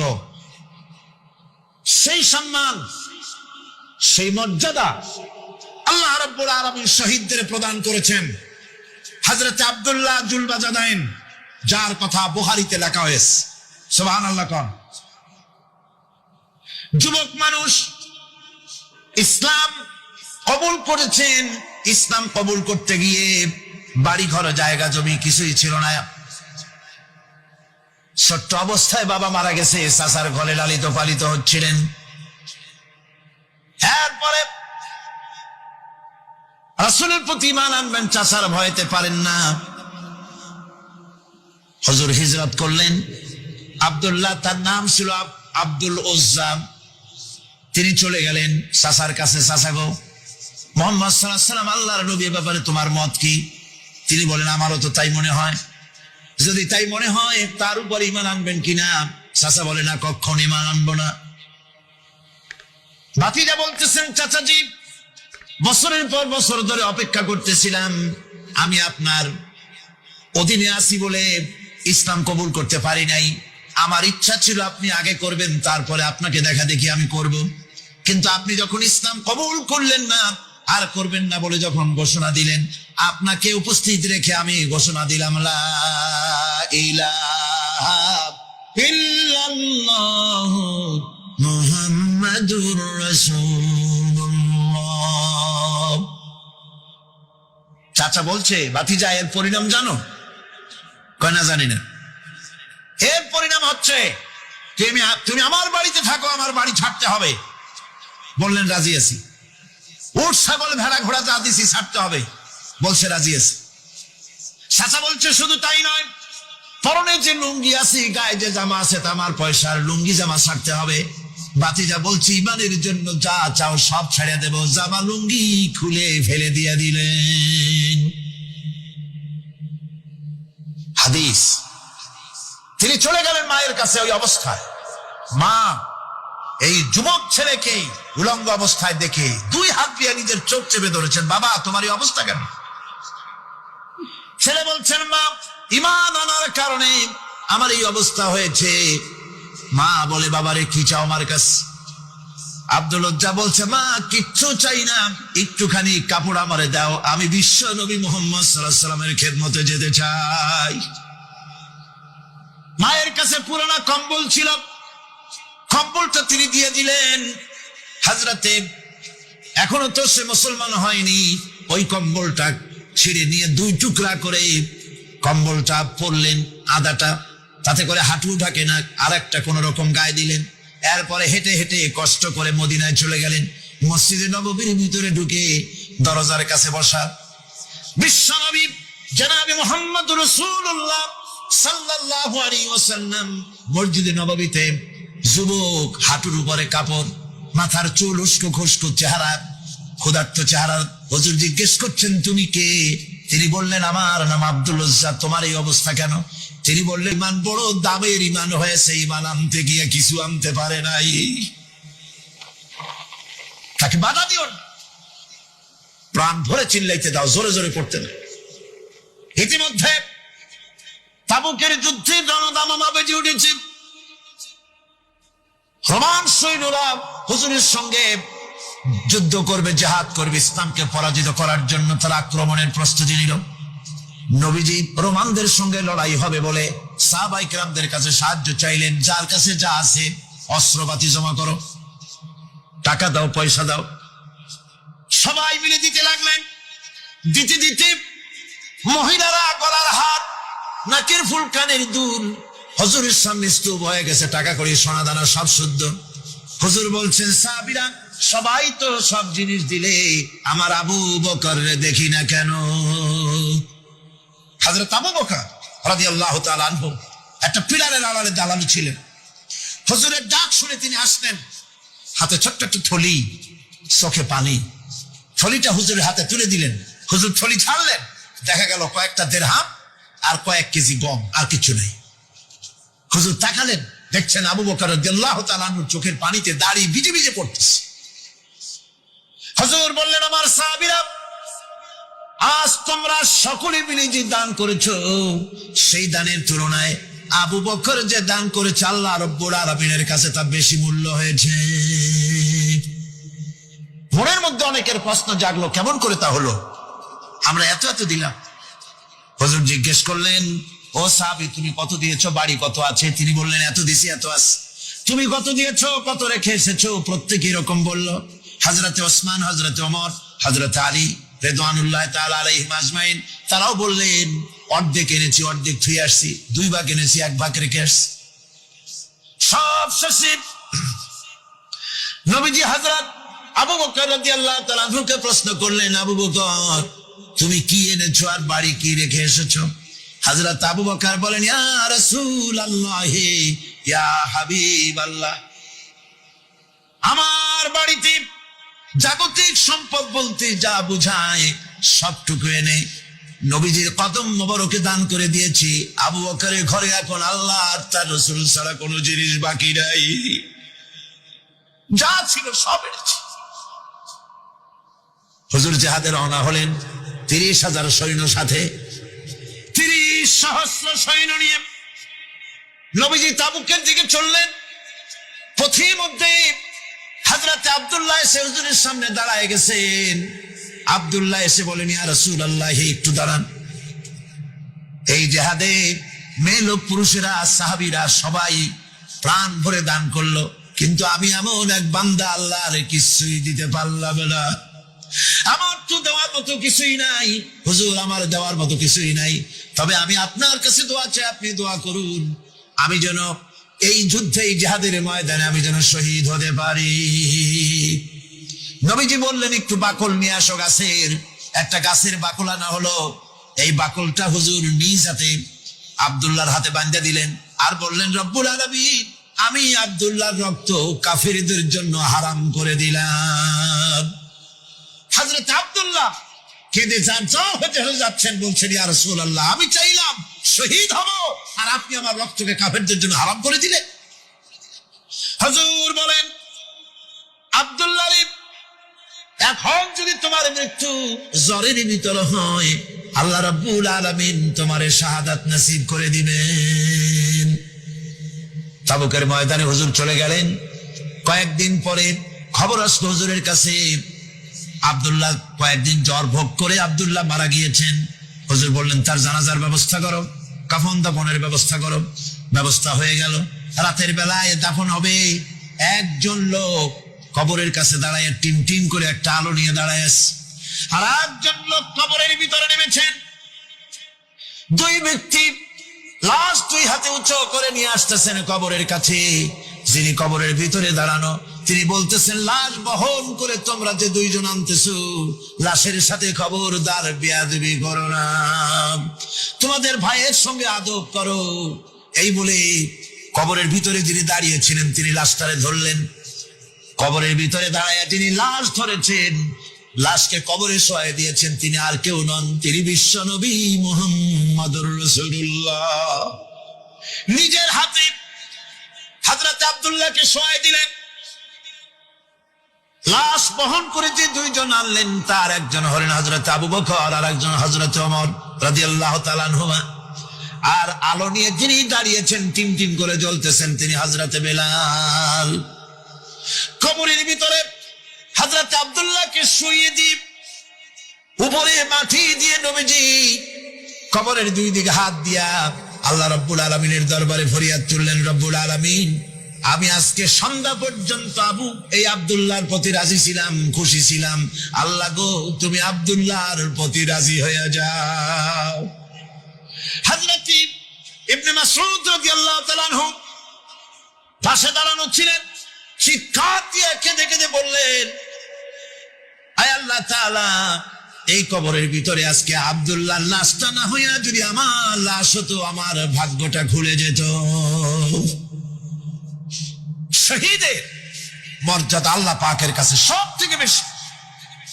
এই শহীদের পদ, নিয়ামত প্রাপ্তদের পদ, যারা নিয়ামত পেয়েছে পৃথিবীতে, নবীজিন, সিদ্দিকিন, শুহাদা, এই হচ্ছেন নিয়ামত প্রাপ্ত।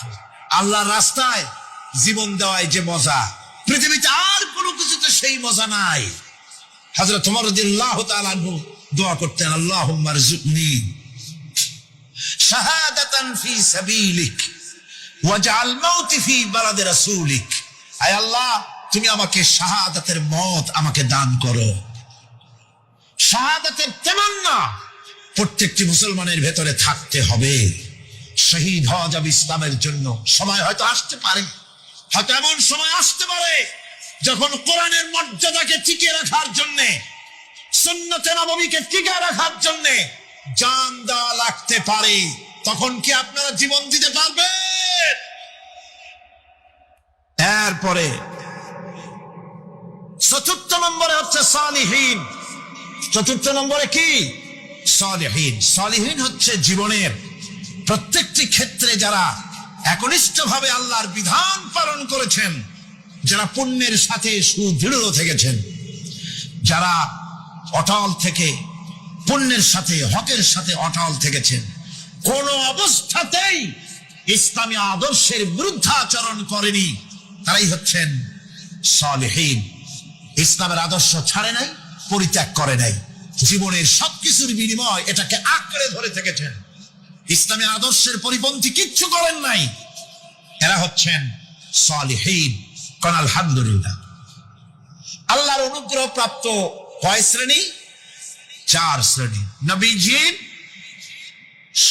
সিদ্দিকিন, শুহাদা, সালেহীন। এই 4 শ্রেণীর লোকেরাই হচ্ছে নিয়ামত। আমরা বলেছি সিরাতাল্লাযীনা আন'আমতা আলাইহিম গায়রিল মাগদুবি আলাইহিম ওয়ালাদ-দাল্লিন। নিয়ামত প্রাপ্তদের পথ চাই, অনুগ্রহ প্রাপ্তদের পথ, আর অভিশপ্ত পথভ্রষ্টদের পথ আমরা চাই না। আমরা পরিহার করে চলবো। এটা একটু আদাও মিটি। যারা অভিশপ্ত, যারা পথভ্রষ্ট, ওরা কারা? মাগদুব এবং দল্লিন। মাগদুব হচ্ছে অভিশপ্ত, দল্লিন হচ্ছে পথভ্রষ্ট। দুনিয়ার সমস্ত মুফাসসিরিন, মুহাদ্দিসিন সব একমত, মাগদুব হচ্ছে ইহুদিরা। মাগদুব কারা? বলেন না কারা? আর দল্লিন, অভিশপ্ত কারা? খ্রিস্টানেরা। বলেন কারা? একটুখানি জোরে সোরে দরুদ শরীফ পড়েন। সালাতুন ইয়া রাসূলুল্লাহ আলাইকুম, সালামুন ইয়া হাবিবাল্লাহ আলাইকুম। এই পৃথিবীর 1 ইঞ্চি মাটির জন্য, দেখেন না শহরে কি করে, বাড়ির পাশে বাড়ি উঠাইছে, 1টা ইঞ্চি জমি ছাড়বে না। হায় হা। আর একজনের রাস্তা পাক আর না পাক, জমিন ছাড়বে না। অন্যের জমিন দখল করায় কি মজা পায়। হায়,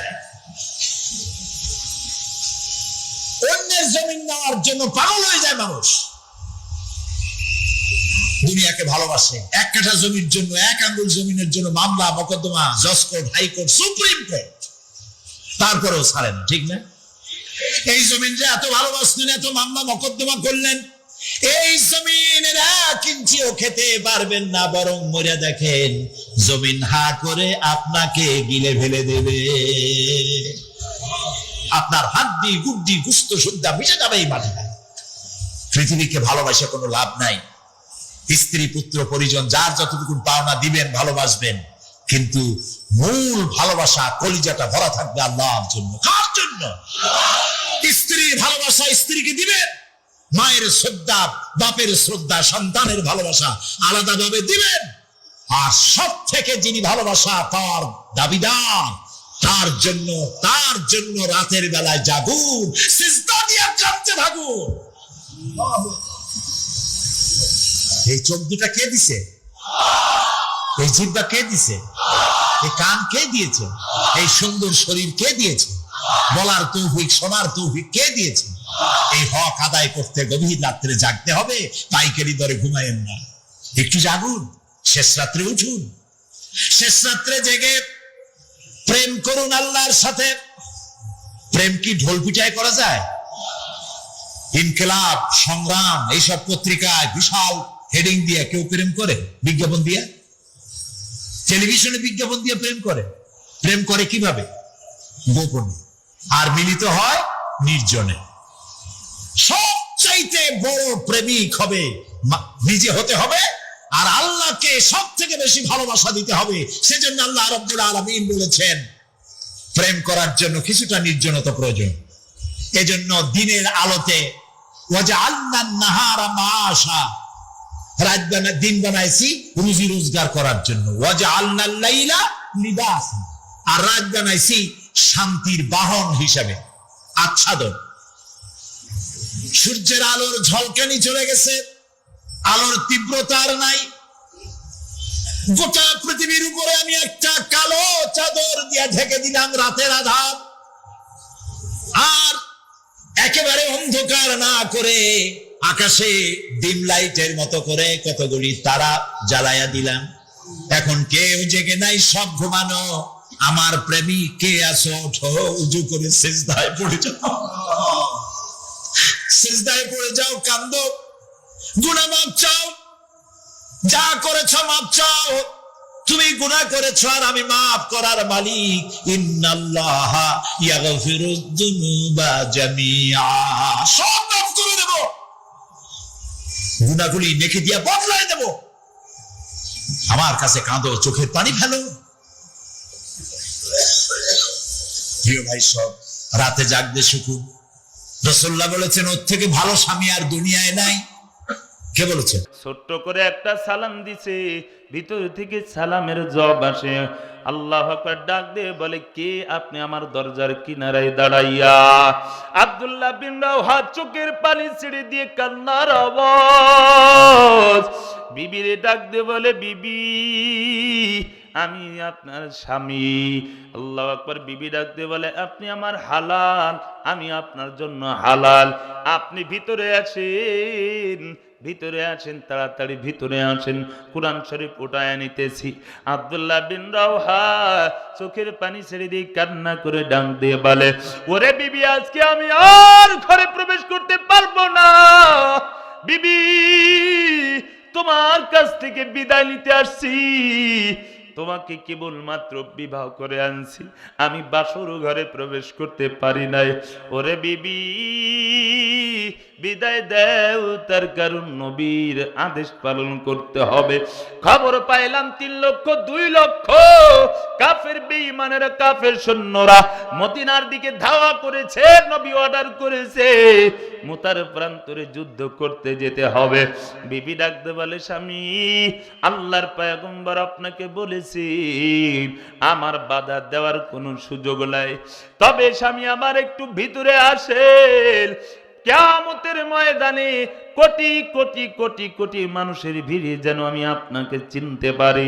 ডাক দিয়ে বলে, বিবি, আল্লাহর পয়গম্বর আমাদের নাম ঘোষণার সাথে সাথে শহীদ শব্দ যোগ করে দিয়েছে।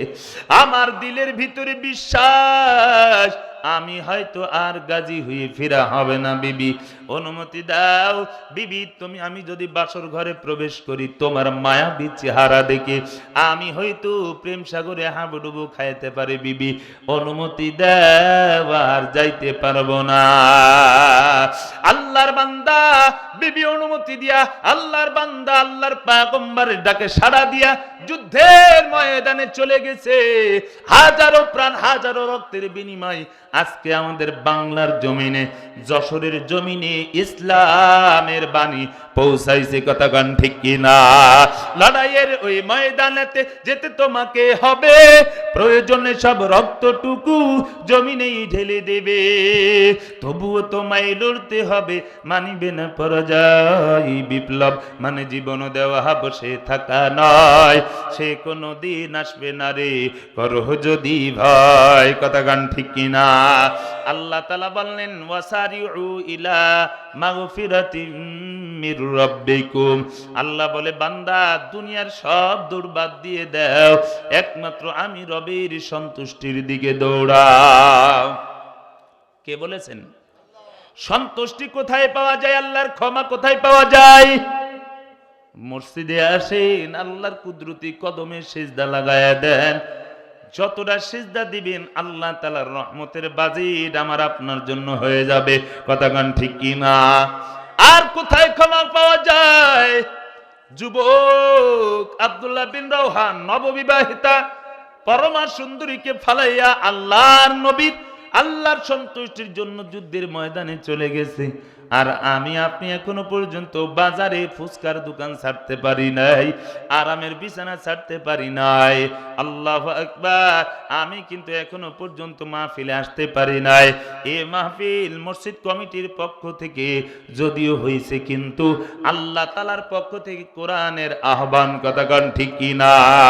আল কোরআনের ডাক এসেছে, চলে আই সকলে মিলে, আইরে নবীন আইরে প্রবীণ, ছুটে এই পতাকা তলে।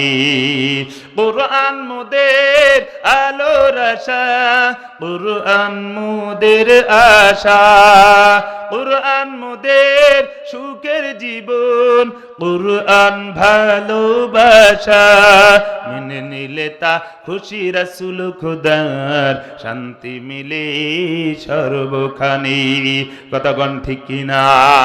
মুসলমান আল্লাহর গোলাম, আল্লাহ তাআলা বলেন জান্নাতের দিকে দৌড়াও, ক্ষমার দিকে দৌড়াও। আমরা দুনিয়াটা বাড়াইতে চাই, দুনিয়াতে বেশি যেন থাকতে চায়।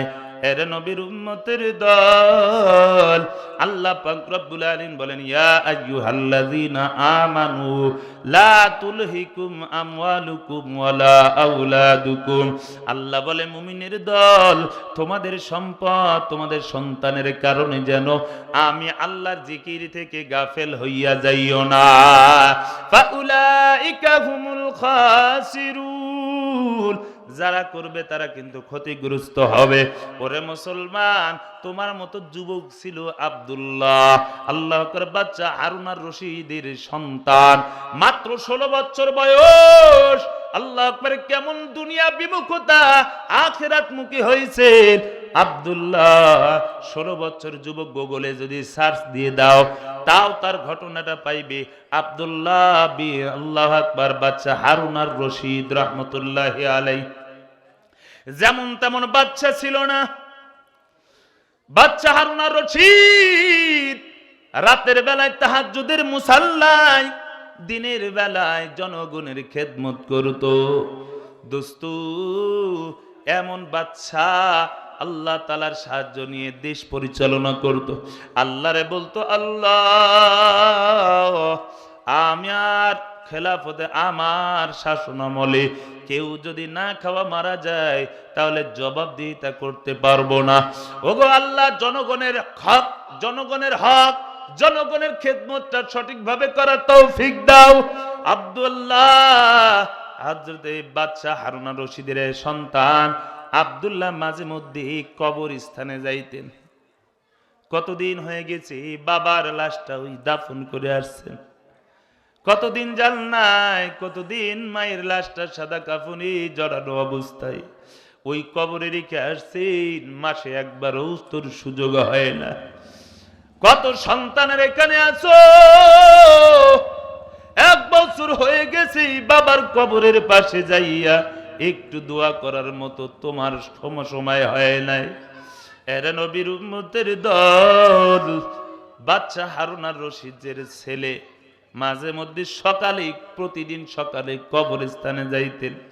যাইয়া কবরস্থানের মুর্দাদের সম্বোধন করে বলতো, কি ব্যাপার, তোমাদের কেন আজকে নড়াচড়া নাই, তোমাদের কেন আওয়াজ নাই? তোমাদের দাপটে দুনিয়া অন্ধকার হইতো, তোমাদের হুঙ্কারে তো পৃথিবী থরথর করে কাঁপতো, আজকে কেন আওয়াজ নাই? ওরে যুবক, তোমার বাবা যদি ধনী হয়, তোমার আমার বাবা যদি চেয়ারম্যান হয়, এমপি হয়, মন্ত্রী হয়, আবার এলাকায় যদি কেউ এরকম থাকে, তার পরিচয় দিয়ে সারা দেশ কাঁপায়। কিন্তু সন্তান একজন বাদশার সন্তান হইয়া রাজপুত্র হওয়া সত্ত্বেও কবরের কিনারে দাঁড়াইয়া চোখের পানি ছেড়ে দিয়ে বলতো, ওরে কবরবাসী, আজকে কেন তোমাদের আওয়াজ নাই? সন্ধ্যাবেলায় আবার যাইতো, যে বলতো, কি ব্যাপার, ওরে কবরবাসী কেন কথা বলো না? আজকে কেন নড়াচড়া নাই? কত রাজা বাদশা দুনিয়া থেকে বিদায় হয়ে গেল। কেসে কেসে তাজদার হায় বাদশাহ চল গিয়া, ও খাজানা বালা খানা শানো শৌকত ক্যা হুই। বাদশাহ হারুন আর রশিদের ছেলে কান্ড করে, মাঝে মধ্যে সালার চট পরে পরে বেড়াইতো, কম্বল পরতো। রাজমহলের মন্ত্রী পরিষদের লোকেরা বাদশাকে ডাক দিয়ে বলো, জাহাপানা, আপনার সন্তানটা যেই হালতে ঘোরাফেরা করে এটা মেনে নেওয়া যায় না। বাদশার সন্তান তার মানে রাজপুত্র, তার শরীর থেকে রাজপুত্রের ঘ্রাণ ছড়াবে। আব্দুল্লাহ এমন অবস্থায় ঘুরে রাজমহলের মান ক্ষুণ্ণ হয়। সন্তানটা যাইতেছি, বাদশা ডাক দিয়েছে, সন্তান এদিকে আসো। সন্তানকে ডাক দিয়ে বলে, রে সন্তান, তুমি হলে রাজপুত্র, তোমার শরীর থেকে রাজপুত্রের ঘ্রাণ ছড়াইবে, কিন্তু তোমার বেশভূষা দেখে মনে হয় তুমি ফকিরের ছেলে। ফকিরি স্বভাব কেন তোমার ভিতরে আসলো? আর তুমি কেন প্রত্যেক দিন কবরের স্থানে যাইয়া দাঁড়ায় দাঁড়ায় থাকো? কি ওখানে গুণ